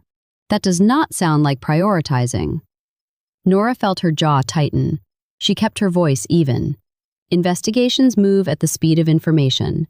I cannot arrest someone before I know who they are. I am following the evidence where it leads. Gordon held up a hand. We are not here to criticize the deputy's methods. We are here to get answers. Deputy, do you have any reason to believe that the person who killed Philip Crane poses a continued threat to the community? Nora considered the question. No, she said. I believe this was a targeted killing. The victim was investigating something that someone in Stillwater Cove did not want investigated. I do not believe there is a general threat to public safety. Then we will let you get back to work. Gordon stood up. This meeting is adjourned. Deputy, Sheriff, thank you for your time. Nora walked out of the town hall with Gannett. The sun was bright now, the harbor sparkling, the tourists already lining up for boat tours. That went well, Gannett said. They think I am not working hard enough. They think you are not working fast enough. There is a difference. Nora stopped on the sidewalk. Roy, I need something from you. What? I need you to call the fire marshal's office in Augusta. I need the full file on the 1998 fire at the Aldrich House. Not the summary, the full file. Interviews, notes, everything. Gannett sighed. That is a lot of paperwork. That is why I am asking you. He looked at her for a long moment, then he nodded. I will make the call. Thank you. She walked back to the office and sat at her desk. The whiteboard stared back at her. Magnus Torkel, Jonas Peak, Claire Ashworth, Vera Stout. Woman in a dark sedan. She had 5 pieces of a puzzle and no idea how they fit together. But she had a phone number for Jonas Peak's roommate. She had a meeting with Magnus Torkel at 4 o'clock. And she had a feeling that she was running out of time. Someone in Stillwater Cove was losing sleep. So was she. Nora went home at noon to check on Beckett. He was on the kitchen counter, sitting directly on the mail again. She moved the mail, fed him a small amount of dry food, and sat down at the table. She spread her notes out in front of her and started drawing lines. Philip Crane came to Stillwater Cove to investigate 2 things: the 1998 fire at the Aldrich House and the fishing boat that went down 8 years ago. He believed they were connected. Someone believed that too. Someone killed him to stop him from finding the connection. Claire Ashworth saw a woman leave the Aldrich House before the fire. She did not see the woman's face, but the woman had a dark sedan. 25 years ago, a dark sedan was common. Today, it was nothing. Vera Stout's brother died on the boat. Vera was in the alley when Philip Crane received a phone call that made him angry. Vera said she did not talk to him. Iris said she was in the alley. Magnus Torkel knew Claire Ashworth. He knew she had been questioned about the fire. He had kept her secret for 25 years. He was protecting someone. He would not say who. Jonas Peak was selling pills. The person in the hood was his buyer. He would not say who that was either. Nora looked at the lines she had drawn. They did not connect. They pointed in different directions. She needed the fire marshal's file. She needed the Coast Guard report on the boat. She needed to find the housekeeper who had worked at the Aldrich house. And she needed to figure out who in Stillwater Cove had a dark sedan in 1998 and a reason to want the Aldrich house to burn. Beckett jumped off the counter and walked over to her. He sat on the floor and looked up at her with his large, indifferent eyes. "I know," she said. "I am missing something." Beckett blinked. She looked at her notes again. The woman in the dark sedan, the fire, the boat, the housekeeper who left town. Claire Ashworth, who saw something and said nothing. Magnus Torkel, who knew something and said nothing. Vera Stout, who was in the alley and said nothing. Everyone in Stillwater Cove kept secrets. That was not news. The question was, which secret was worth killing for? Chapter 7. What does not fit? Nora spent the afternoon on the phone. She called the fire marshal's office in Augusta and was told the file from 1998 had been archived and would take 48 hours to retrieve. She called the Coast Guard station in Rockland and requested the report on the fishing boat that went down 8 years ago. That report, she was told, was available for in-person review only. She called Jonas Peake's roommate, a young man named Derek who worked at the hardware store. Derek confirmed that Jonas had been home all night on the day Philip Crane died. He sounded tired, as if he had been asked this question before. "Jonas is a good guy," Derek said. "He is stupid sometimes, but he is not a killer." "What kind of stupid?" The silence on the line told her everything. "He has gotten into some things he should not have, but he is trying to get out. He has been trying for months." "Thank you, Derek." She hung up and looked at the whiteboard. Jonas Peake was not the killer. She had known that for a while. He was a small-time dealer who had been in the wrong place at the wrong time and had lied to protect his business. That was all. She erased his name from the suspect list and wrote it in a new column, Witness. That left Magnus Torkel, Vera Stout, Claire Ashworth, and the unknown woman in the dark sedan. 3 people in Stillwater Cove, 1 in Boston. The call came at 3:15. Dr. Rostova. Her voice was tight. "I have the preliminary toxicology results. The compound I suspected is confirmed, but there is something else." Nora grabbed a pen. "What?" Philip Crane had a sedative in his system as well. A common benzodiazepine. Not enough to kill him. Enough to make him groggy. Enough to slow his reactions. How long before death? Approximately 2 hours. He took it sometime between 5 and 6 in the evening. Nora wrote it down. Would he have known he was taking it? Unlikely. It was dissolved in a liquid. The concentration was consistent with something added to a drink. Tea, coffee, alcohol. The taste would have been masked by whatever he was drinking. The medical examiner in Rockland told me the plant toxin took 3 to 5 hours to reach lethal concentration. That is correct. The sedative was administered separately. He was drugged first, then poisoned. The sedative would have made him sleepy, less alert. He might not have noticed the early symptoms of the poisoning. Nora sat back in her chair. 2 different compounds, 2 different delivery methods. Either the killer had been very careful, or there were 2 people involved. "Thank you, doctor. Please send me the full report when you have it." She hung up and looked at the whiteboard. Drugged between 5 and 6 in the evening. Died between 7:10 and 7:30 the next morning. Where had Philip Crane been between 5 and 6 on the evening of September 2nd? She called Magnus Torkel. "Philip Crane's last evening," she said. "What did he do?"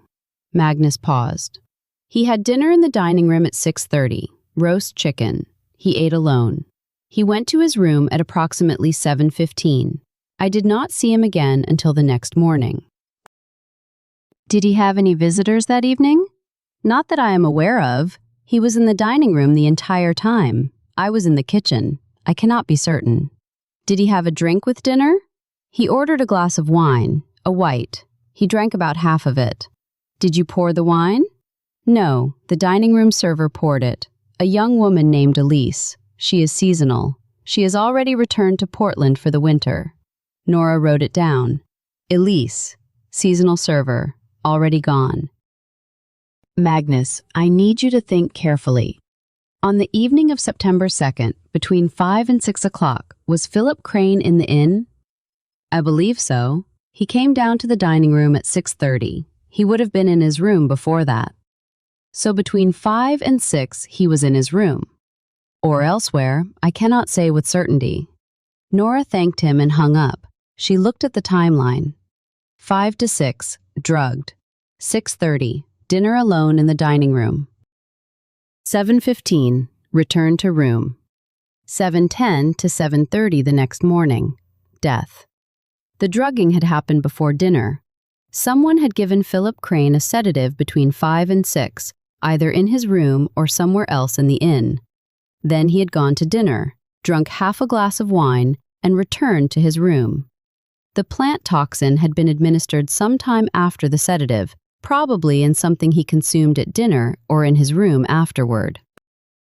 The killer had been in the inn that evening. Nora picked up her phone and called Magnus back. I need the guest register for the night of September 2nd. Everyone who was in the inn, guests and staff. I can provide that. Send it to my email, now. She hung up and waited. The list arrived at 4 o'clock. 8 guests, 4 staff members. Magnus Torkel, Elise, the server, a housekeeper named Marta, a night clerk named Samuel. Nora looked at the names. She did not recognize most of them. One name stood out, Vera Stout, not as a guest, as a visitor. Magnus had noted her in the margin. Vera Stout, Breakwater Pub. Arrived 7 o'clock, departed 7:45. Vera Stout had been at the Seabird Inn on the evening Philip Crane died. She had arrived at 7, 45 minutes after he had been drugged, 15 minutes before he came down to dinner. Nora picked up the phone and called Vera. No answer. She called the Breakwater. A bartender answered. No, Vera was not in. She had left at 2 o'clock. She had said she was not feeling well. Nora hung up and stood. She needed to find Vera Stout. The Breakwater was locked when Nora arrived at 4:30. The lights were off. The sign on the door said, closed, which was unusual for 4:30 on a Thursday. Nora walked around to the back. The door was locked. She knocked. No answer. She called Vera's cell phone again. This time, it went straight to voicemail. Nora stood in the back alley of the Breakwater and looked at the harbor. The sun was low, the water gold and gray, the fishing boats coming in for the night. Vera Stout had been at the inn on the night Philip Crane died. Vera Stout had been in the alley when Philip received a phone call that made him angry. Vera Stout's brother had died on a boat that Philip Crane had been investigating. Vera Stout had lied about meeting Philip anywhere except the pub. Nora did not have enough for an arrest. She did not have enough for a warrant. She had a timeline and a lie and a feeling. She drove to Vera's house. Vera lived on Harbor View Road, a small house with blue shutters and a garden that had gone wild. The driveway was empty. The curtains were drawn. Nora knocked on the front door and waited. No answer. She walked around the house and looked in the windows. The kitchen was dark. The living room was dark. A single light was on in the back bedroom, but she could not see anyone moving. She knocked again. Called Vera's phone again. Nothing. Nora stood on the front porch and looked at the street. The house next door had a woman in the window, watching. Nora walked over and knocked. The woman opened the door. She was in her 70s, gray-haired, wearing a cardigan despite the warm weather.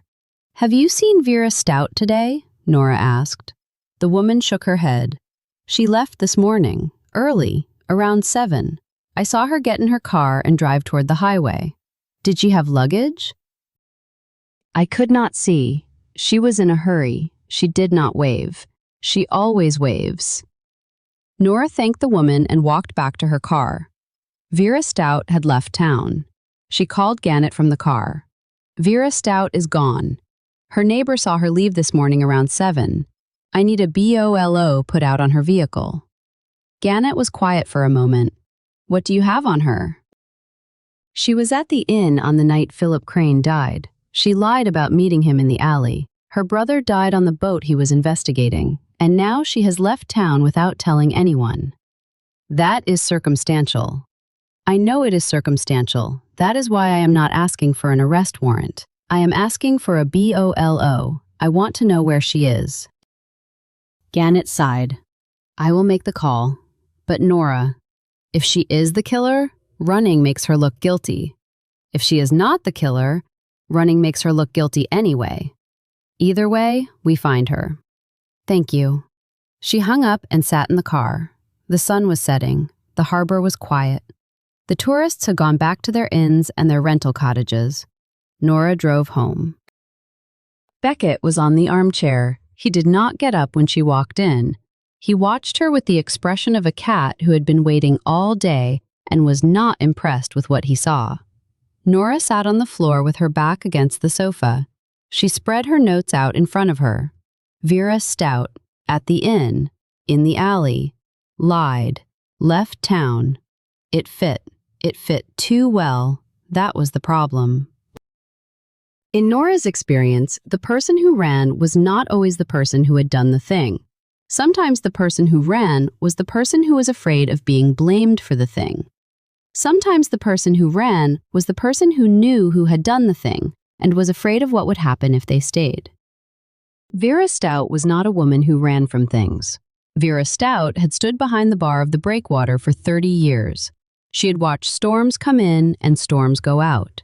She had buried her brother and kept pouring drinks. If Vera Stout had left town, she had a reason. That reason might be guilt. That reason might be fear. Nora did not know which one yet. She picked up her phone and called Iris. I need you to think about something, Nora said.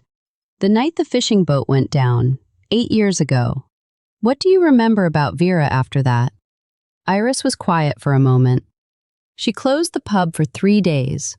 That was the only time she has ever closed the pub. When she reopened, she did not talk about it. She has not talked about it since. Did she blame anyone? I do not know. I know she asked questions. She went to the Coast Guard. She went to the fishing cooperative. She did not get answers. Or she got answers she did not like.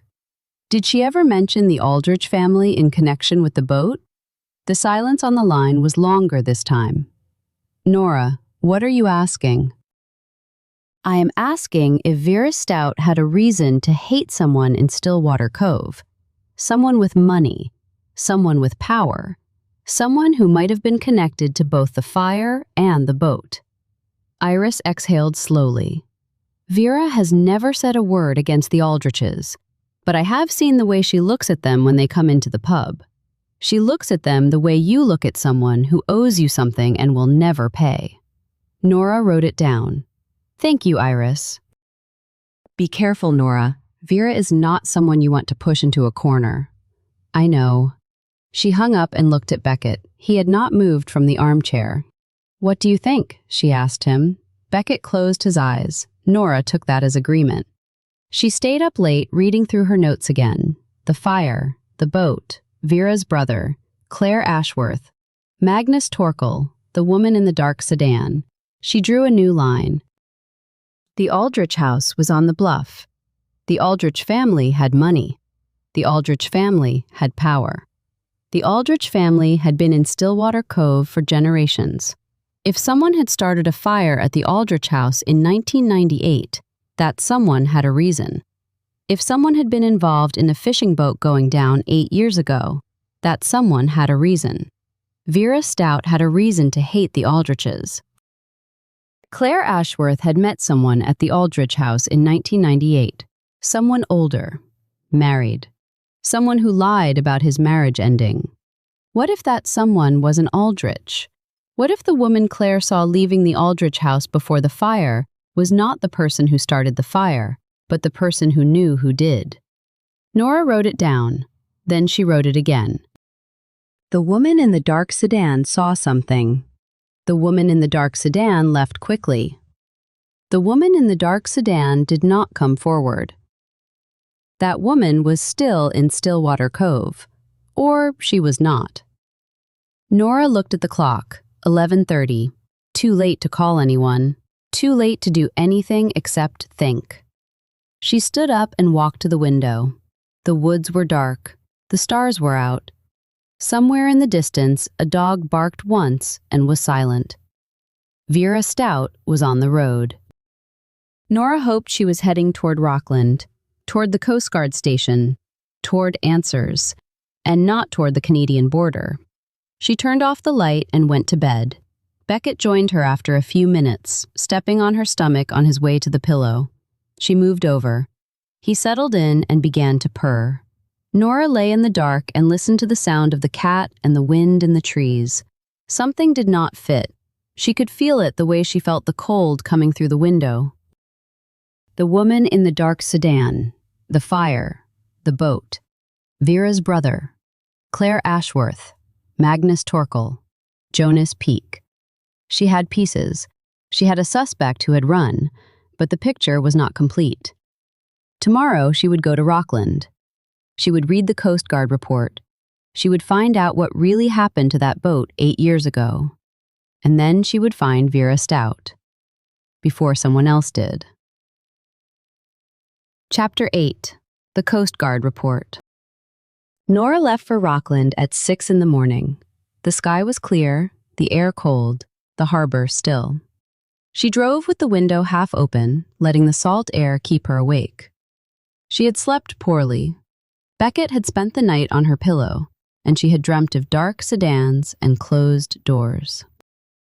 The Coast Guard station was on the waterfront, a low building with a pier and a single patrol boat tied up at the dock.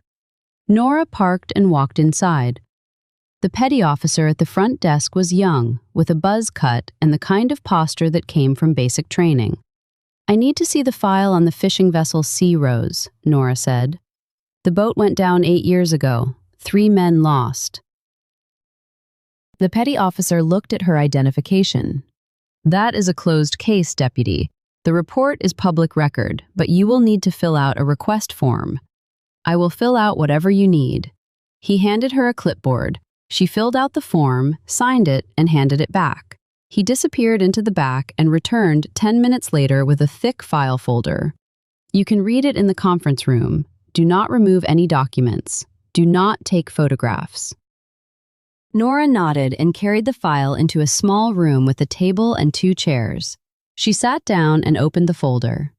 The Sea Rose had been a 42-foot lobster boat, captained by a man named Edward Stout, Vera Stout's brother. The boat had gone down in a storm on the night of October 17th, 8 years ago. The official report concluded that the vessel had been overwhelmed by high seas and rough weather. The captain and 2 crew members had been lost. No bodies were recovered. Nora read the report carefully. Then she read it again. There was something wrong with the timeline. The boat had left the harbor at 4 in the afternoon. The storm had been forecast for days. No other boat had gone out that afternoon. The Coast Guard had issued a small craft advisory at 11 in the morning. Edward Stout had gone out anyway. Why? She turned to the witness statements. There were only 3. The harbor master at the time, a man named Lou Arsenal, had signed off on the departure. He had noted that Edward seemed agitated, but did not say why. A deckhand who had stayed ashore because he was sick said Edward had received a phone call just before leaving. A woman who lived on the bluff said she had seen another boat near the Sea Rose that evening, running without lights. Nora read that statement 3 times. A woman on the bluff, another boat, running without lights. The woman's name was not in the file. The Coast Guard had not followed up. Nora closed the folder and sat back in her chair. A boat running without lights on a stormy night. A captain who went out despite a small craft advisory. A phone call just before departure. A closed case with open questions. She walked back to the front desk. "I need to know the name of the woman who reported seeing another boat near the Sea Rose." The petty officer looked at her request form. "That information is not in the public file, Deputy. You would need a court order to access the full investigative records." "How long would that take?" "Weeks, maybe months." Nora thanked him and walked out. She stood on the pier and looked at the water. The patrol boat rocked gently against the dock. A seagull landed on a piling and stared at her. The woman on the bluff. The woman in the dark sedan. The woman who left the Aldrich house before the fire. 3 women, or 1. Nora called Gannett. I need a court order for the full Coast Guard investigative file on the Sea Rose, and I need the fire marshal's full file on the 1998 Aldrich House fire. Gannett sighed. That is going to take time, Nora. I know, but I think both cases are connected, and I think Philip Crane found the connection. That is why he is dead. What is the connection? I do not know yet, but I think it is a person. Someone who was on the bluff that night, someone who was at the Aldrich House before the fire, someone who has been in Stillwater Cove for decades, someone everyone trusts. Gannett was quiet for a long moment. I will make some calls, he said, but Nora, if you are wrong about this, you are going to make a lot of enemies. I am already making enemies, Roy. That is not new. She hung up and walked back to her car. She drove to the Aldrich House. It sat on the bluff, a 3-story Victorian with a wraparound porch and a view of the harbor that had been in the family for over a century. The driveway was gravel and long, lined with old oaks. Nora parked near the front door and walked up the steps. The door was opened by a woman in her 50s, silver-haired, wearing a cardigan and reading glasses. She looked at Nora's badge and did not smile. Deputy, we were not expecting you. I need to ask a few questions about the fire in 1998. The woman's face did not change. That was a long time ago. 25 years is a long time, but the fire is relevant to an ongoing investigation. The woman stepped aside. You had better come in. The interior of the Aldrich house was dark, paneled in wood that had been polished for generations. The woman led Nora to a sitting room and gestured for her to sit. She did not offer tea. I am Margaret Aldrich Kay, the woman said. My husband inherited the house from his father. He is not here at the moment. I would like to speak with him as well, but I will start with you. Margaret sat across from Nora, her hands folded in her lap. She had the kind of composure that came from money and time. She was not nervous. She was not friendly. She was waiting. 25 years ago, there was a fire in the library. The fire marshal ruled it accidental, electrical. Do you remember that night? I remember it. You were here? I was in the house. I was in my bedroom. I heard the smoke alarm. I came downstairs. The library was on fire. The fire department arrived quickly. The damage was contained. Did you see anyone leaving the property that night? Margaret's eyes flickered, just for a second. I did not. A guest at the Seabird Inn, a woman named Claire Ashworth, reported seeing a woman leave the Aldrich house through the side door approximately 10 minutes before the smoke was visible. She saw the woman get into a dark sedan and drive away. Margaret was silent for a long moment. Her hands did not move. Claire Ashworth was a guest at the inn that summer. She was questioned by the fire marshal. She told him she saw nothing unusual. She told the fire marshal she saw nothing unusual because she was afraid. She has since changed her statement. She told Philip Crane what she saw. And now, Philip Crane is dead. Margaret stood up. Her composure cracked, just slightly. Deputy, I think you should leave. I think I should stay. I think you know who the woman in the dark sedan was. I think you have known for 25 years. And I think you have been protecting her. Margaret walked to the window and looked out at the harbor. Her back was to Nora. You do not know what you are talking about. Then tell me, who was she? Margaret turned. Her face was pale. Claire Ashworth was not the only guest at the Seabird Inn that summer. There was another woman, a friend of the family. She was staying at the inn because she did not want to stay in the house. She and my husband... Margaret stopped. She pressed her lips together. She and your husband what? Margaret closed her eyes. When she opened them, she looked older. She and my husband were having an affair. She came to the house that night to end it. They argued. She left. The fire started after she left. I do not know if she started it. I do not know if someone else started it. I only know that I did not want that story to come out. So I told the fire marshal that I had seen nothing. I told him that no one had been at the house that night except the family. Who was the woman? Margaret shook her head. She is dead. She died 5 years ago. Cancer. Her name will not help you. Her name might help me understand why Philip Crane was killed. She had nothing to do with Philip Crane. She had nothing to do with the boat that went down. She was just a woman who made a mistake and spent the rest of her life paying for it. Nora stood up. Where were you on the night of October 17th, 8 years ago? Margaret stared at her. What? 8 years ago, the night the Sea Rose went down. Where were you? I was here, in this house, with my husband. We had dinner. We went to bed. Can anyone confirm that? Margaret's face hardened. This is absurd. I am not a suspect in anything.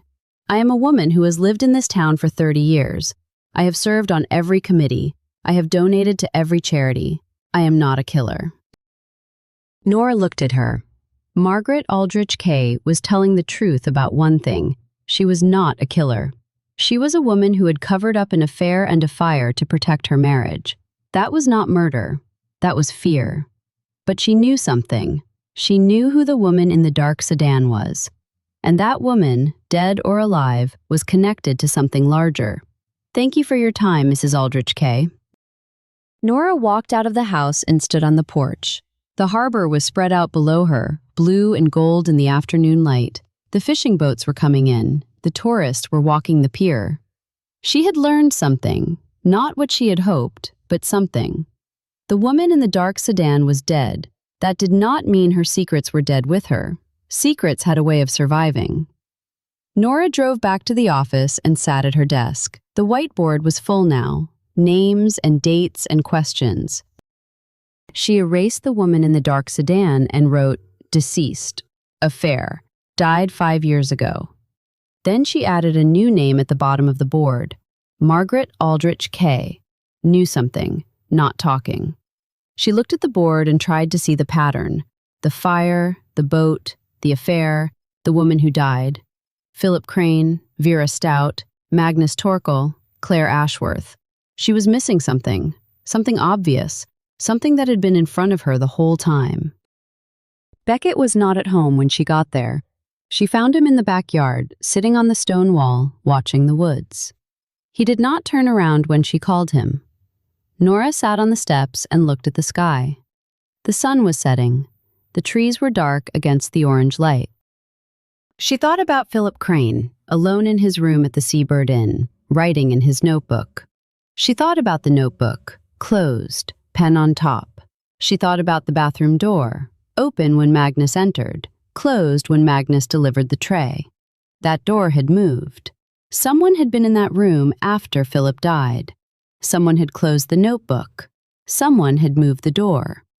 Someone had wanted the scene to look like a man who had gone to sleep and not woken up. But Philip Crane had not died in his bed. He had died on the floor, reaching for the bathroom. Nora stood up. She needed to see that room again. She needed to see it before the cleaning crew came, before the next guest checked in. She got in her car and drove to the Seabird Inn. Chapter 9. Certainty. Magnus Torkel was at the front desk when Nora walked into the Seabird Inn. He looked up from the ledger and his face went still. He knew why she was there. I need to see room 7 again, Nora said. The room has been cleaned. The sheets have been changed. The next guest arrives tomorrow. I need to see it anyway. Magnus hesitated. Then he took a key from the hook behind the desk and walked down the corridor. Nora followed. The inn was quiet. Most of the guests were out. The dining room was empty. Magnus unlocked room 7 and stepped aside. The room smelled like lemon polish and fresh linen. The bed was made. The curtains were open. The breakfast tray was gone. The notebook was gone. The bathroom door was closed. Nora stood in the middle of the room and closed her eyes. She reconstructed the scene in her mind. Philip Crane on the floor, one arm stretched toward the bathroom.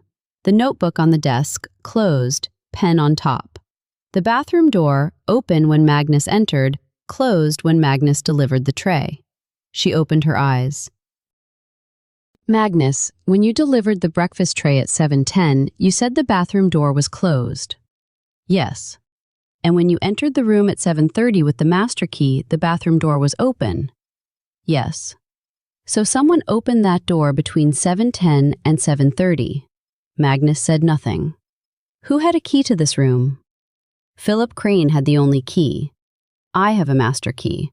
The housekeeper has a master key. No one else. Was the housekeeper here that morning? Marta arrived at 8. She was not here at 7:10 or 7:30. So either Philip Crane opened the bathroom door himself after you delivered the tray, or you opened it, or someone else with a key opened it. Magnus looked at her. His face was unreadable. Philip Crane was on the floor, Nora said. He was dying or already dead. He could not have opened that door. So either you opened it or someone else did. And you told me no one else has a key. Magnus was silent for a long moment. I opened the door, he said quietly. Why? Because I heard something. When I delivered the tray, I heard a sound from the bathroom, a groan. I thought he was sick. I did not want to intrude. I left the tray and went back to the kitchen. When I returned at 7:30, I used the master key to check on him. The bathroom door was still closed. I opened it. He was not in the bathroom. He was on the floor. I closed the bathroom door because I did not want the cleaning crew to see it open. I closed the notebook because I did not want his private writing to be visible. I put the pen on top because that is where he always put it. Nora looked at him. You moved evidence. I moved a notebook and closed a door. I did not kill anyone. Magnus, you interfered with a death investigation. I know. His voice was steady. I know what I did was wrong. But I have known Philip Crane for 2 weeks. I have known this town for 23 years. I made a choice. I chose to protect the inn from bad publicity. I did not choose to protect a killer. Who is the killer? Magnus looked at her. His pale blue eyes were tired. I do not know, but I know why Philip died. He found out who started the fire at the Aldrich house. He found out who was on the boat that night. He found out that the two are connected, and he asked too many questions. Connected how? Magnus walked to the window and looked out at the harbor. The sun was low, the water gold, the fishing boats dark shapes against the light. There was a woman, he said. Her name was Catherine Fenn. She was the daughter of the man who owned the boatyard that burned down in 1983. She was not the woman in the dark sedan. She was something else. She was the woman who knew the truth. Nora wrote it down. Catherine Fenn, boatyard fire, 1983. What happened to her? She left Stillwater Cove after the fire at the Aldrich house. She said she could not stay. She went to Portland. She died 5 years ago. Did she know who started the Aldrich fire? Magnus turned from the window. She knew. She was there. She was the woman who left through the side door. She was the woman in the dark sedan. Margaret Aldrich Kay lied to you. The woman having the affair with her husband was not Catherine. It was someone else. Catherine was at the house that night because she had come to confront the family about the boatyard fire. She had proof. She had documents. She threatened to go to the authorities. And then the fire started. Did Catherine start the fire? I do not know. I know she left. I know she did not come back. I know she told me, years later, that she had spent her life running from something she did not do. Did you believe her? Magnus hesitated. I wanted to believe her. Nora stood in the middle of room 7 and looked at the bathroom door. Closed now, clean. The scene of a death that had been wiped away. Catherine Fenn is dead, but someone else knows what she knew. Someone else is still in Stillwater Cove. Someone else killed Philip Crane to keep that secret. Yes. Who, Magnus? Magnus shook his head. I have told you everything I know. The rest is yours to find. Nora walked out of the Seabird Inn and stood on the porch. The fog was coming back, rolling in off the harbor, soft and gray. The lights of the town were starting to come on. She had a new name, Catherine Fenn, deceased. But Catherine had told someone her secret, someone who was still alive, someone who had been in Stillwater Cove for decades, someone everyone trusted. She called Iris. "Catherine Fenn," Nora said. "What do you know about her?" Iris was quiet for a moment. She was a troubled woman. She left town 25 years ago. She never came back. Did she have any family in Stillwater Cove? She had a sister, a younger sister. The sister still lives here. She married into one of the old families. She is very private. She does not come to the diner. What is her name? Iris paused. You are not going to like this, Nora. Her name, Iris. Catherine Fenn's sister is Vera Stout. Nora stopped breathing. Vera Stout. Vera Stout. Catherine was her older sister. They were close. When Catherine left, Vera stayed. Vera has been here ever since. Vera has been carrying that secret for 25 years. Nora sat down on the porch steps. The fog was thick now, the harbor invisible, the world reduced to gray and the sound of the bell buoy. Thank you, Iris. Be careful, Nora. Vera is not someone you want to push. You said that already. I meant it both times. Iris hung up. Nora sat on the porch of the Seabird Inn for a long time. The fog wrapped around her. The cold seeped through her jacket. She did not move. Vera Stout's sister had been in the dark sedan. Vera Stout's sister had left the Aldrich house before the fire. Vera Stout's sister had known who started the fire, or had started it herself. Vera Stout's sister had died 5 years ago, carrying the secret to her grave. But Vera knew. Vera had always known. Vera had lied about meeting Philip in the alley. Vera had been at the inn on the night Philip died. Vera had left town the morning after Nora started asking questions. Vera had a brother who died on a boat, a sister who fled town under a cloud, a pub that had been her life for 30 years, and a secret that was worth killing to keep. Nora stood up. She needed to find Vera Stout. She walked to her car and drove to the office. Gannett was still there, sitting at his desk with a cup of coffee and a stack of papers. He looked up when she walked in. You look like you have been sitting in fog. I have been sitting in fog. Roy, I need you to do something. What? I need you to find Vera Stout. She left town this morning. I need to know where she went. Gannett picked up his phone. I already put out the BOLO. No one has seen her yet, but she cannot have gone far. Her car is an old sedan. It is not fast. Nora froze. Her car is a sedan? Dark blue, late 90s. She has had it for years. Why? Nora closed her eyes. The woman in the dark sedan. Vera Stout's car. Vera Stout had been driving the same car for 25 years. The same car her sister had driven the night of the fire. Vera had not been in the alley to meet Philip. She had been in the alley to follow him, to find out what he knew, to find out how close he was to the truth. And when she found out, she had gone to the inn. She had poisoned him.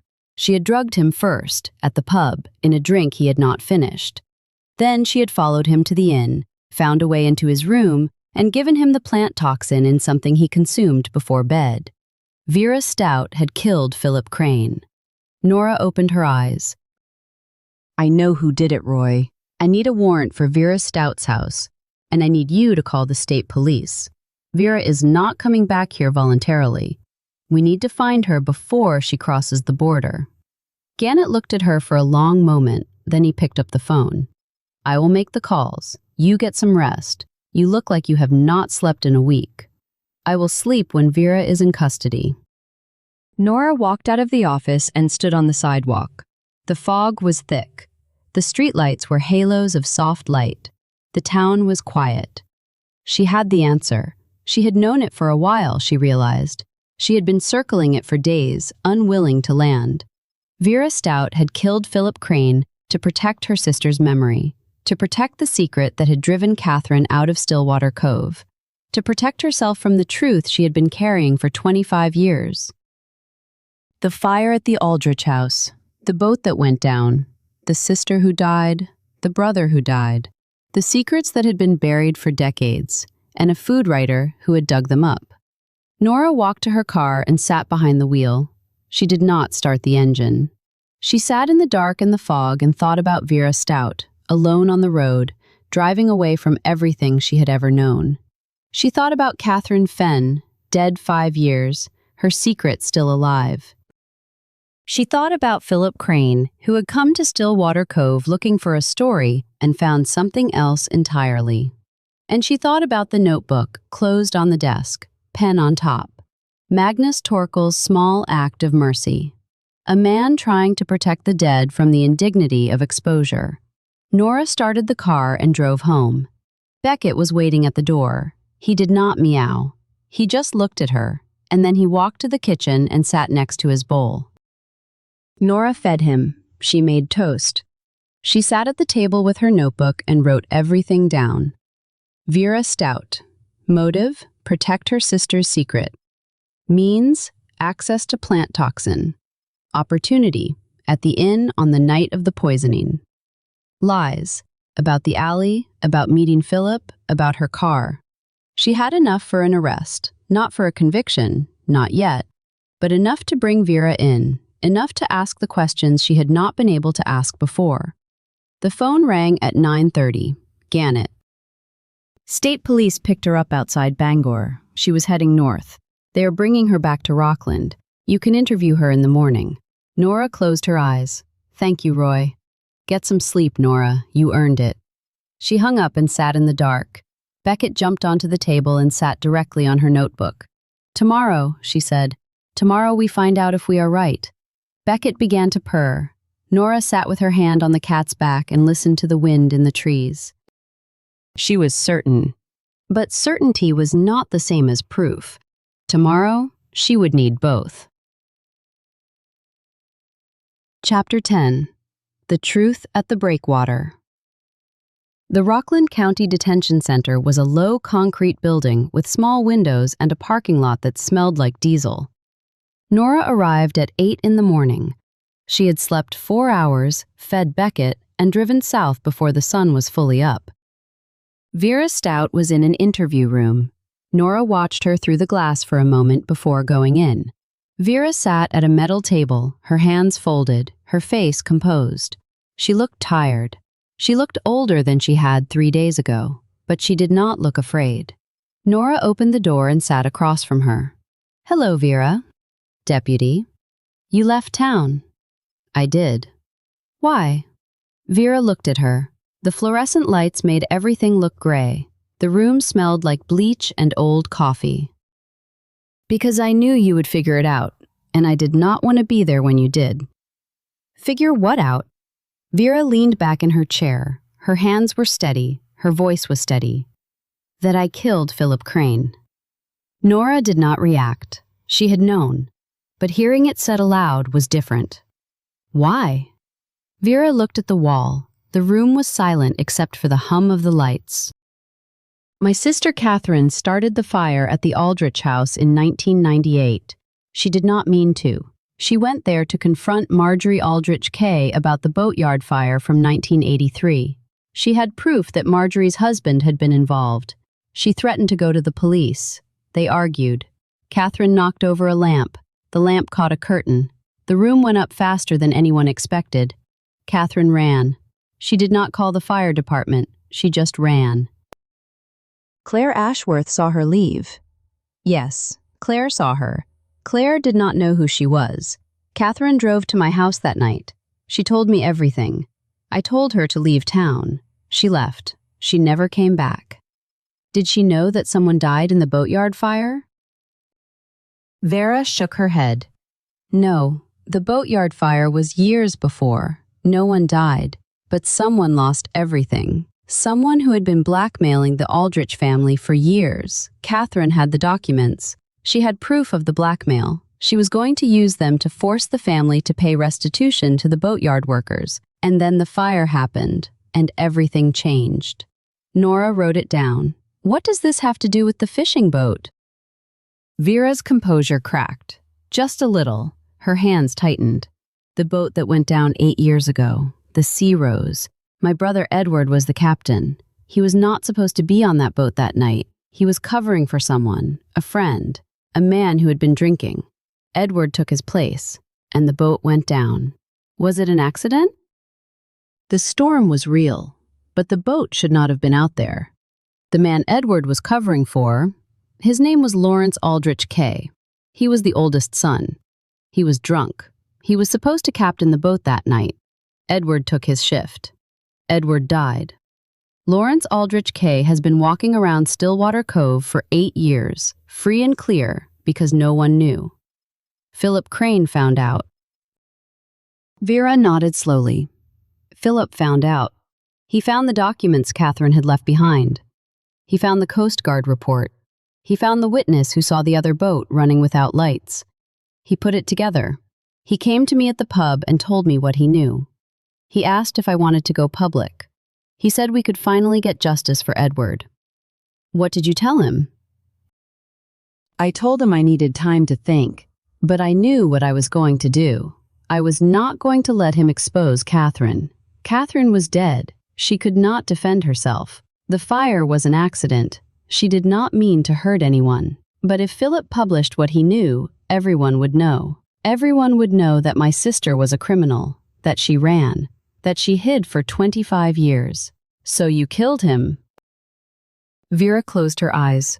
I invited him to the pub on the night of September 2nd. I gave him a drink with the sedative. He did not finish it. I followed him to the inn. I knew where Magnus kept the master key. I let myself into his room after he was asleep. I put the plant toxin in his water glass. He woke up. He tried to get to the bathroom. He did not make it. Nora sat back in her chair. The room was cold. The lights hummed. Did you close the notebook? Vera looked confused. What notebook? The notebook on his desk. It was open. Someone closed it. I did not touch any notebook. I gave him the poison and I left. Nora wrote it down. Magnus Torkel, closing the notebook. Protecting the inn from bad publicity. A small lie that had complicated everything.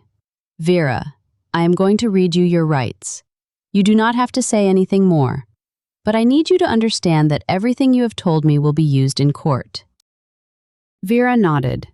She looked at Nora with an expression that was not relief and not regret. It was something else, something quieter. I have been carrying this for 25 years, Vera said. Catherine's secret, Edward's death, the fire, the boat. I am tired, Deputy. I am very tired. Nora read her the rights. Vera listened. When Nora finished, Vera nodded again. I am ready. Nora stood up and knocked on the door. A guard opened it. Nora walked out of the interview room and stood in the hallway. She leaned against the wall and closed her eyes. Vera Stout had killed Philip Crane. She had done it to protect her sister's memory. She had done it because she could not bear to see Catherine's name dragged through the mud 25 years after her death. It was not justice. It was not self-defense.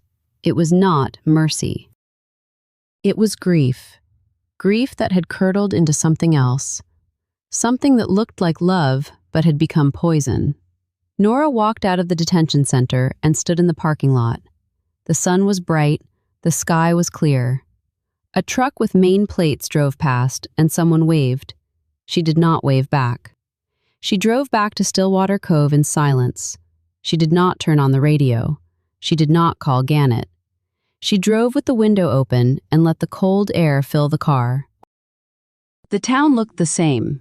The harbor, the diner, the library, the inn, the breakwater. Everything looked the same because nothing had changed. A man was dead. A woman had been arrested. The secrets that had been buried for decades were now exposed. But the town would keep going. The fog would come in. The tide would go out. Iris would pour coffee. Dot would shelve books. Magnus would greet guests. The tourists would come and go. And Nora would go home to her cottage and her cat and her garden that grew tomatoes badly. She parked at the office. Gannett was at his desk. He looked up when she walked in. She confessed? Most of it. Most of it? There are things she is still protecting. her sister, her brother, the Aldriches. She is taking the blame for the fire. She was not there. She did not start it. But she is protecting Catherine even now. Gannett nodded slowly. That is what family does sometimes. Protects each other from things that cannot be protected. Nora sat at her desk. The whiteboard was still full. She looked at the names and the dates and the questions. I am going to write the report tonight, she said. It will be on your desk in the morning. Take tomorrow off, Nora. You have earned it. I will think about it. Gannett smiled. It was a small smile, tired and genuine. No, you will not. You will sit at home and stare at your cat and think about the case. That is what you do. That is who you are. Nora did not argue. She stood up and walked to the door. Nora? She turned. Good work. She nodded and walked out. The cottage was dark when she got home. Beckett was on the armchair. He did not get up. Nora sat on the floor with her back against the sofa. She did not turn on the lights. She sat in the dark and listened to the wind. She thought about Vera Stout, sitting in the interview room, her hands folded, her face composed. A woman who had spent 30 years behind a bar, watching people lie, and had ended up lying to herself most of all. She thought about Catherine Fenn, dead 5 years, her secret finally told. She thought about Philip Crane, who had come to Stillwater Cove looking for a story and had found a truth that killed him. She thought about Magnus Torkel, closing a notebook, moving a door, trying to protect the dead from the indignity of exposure. She thought about the secrets that people kept, the lies they told, the things they did to protect the people they loved. And she thought about the difference between justice and the truth. They were not the same thing. They were never the same thing. Justice was what happened in a courtroom. The truth was what happened in the dark, in the spaces between the words, in the moments when no one was watching. Nora sat in the dark for a long time. Beckett jumped down from the armchair and walked over to her. He sat on her lap. He did not purr. He just sat. She put her hand on his back and felt him breathe. Tomorrow she would write the report. Tomorrow she would go back to work. Tomorrow the town would wake up and read the news and move on. But tonight she sat in the dark with her cat and let herself be tired. That is all from Stillwater Cove for tonight. Nora will be back soon. Until then, stay curious and stay warm. Vera Stout spent 30 years watching the harbor from behind the bar, and in the end, it was the harbor she was running from when they caught her on the road to Bangor.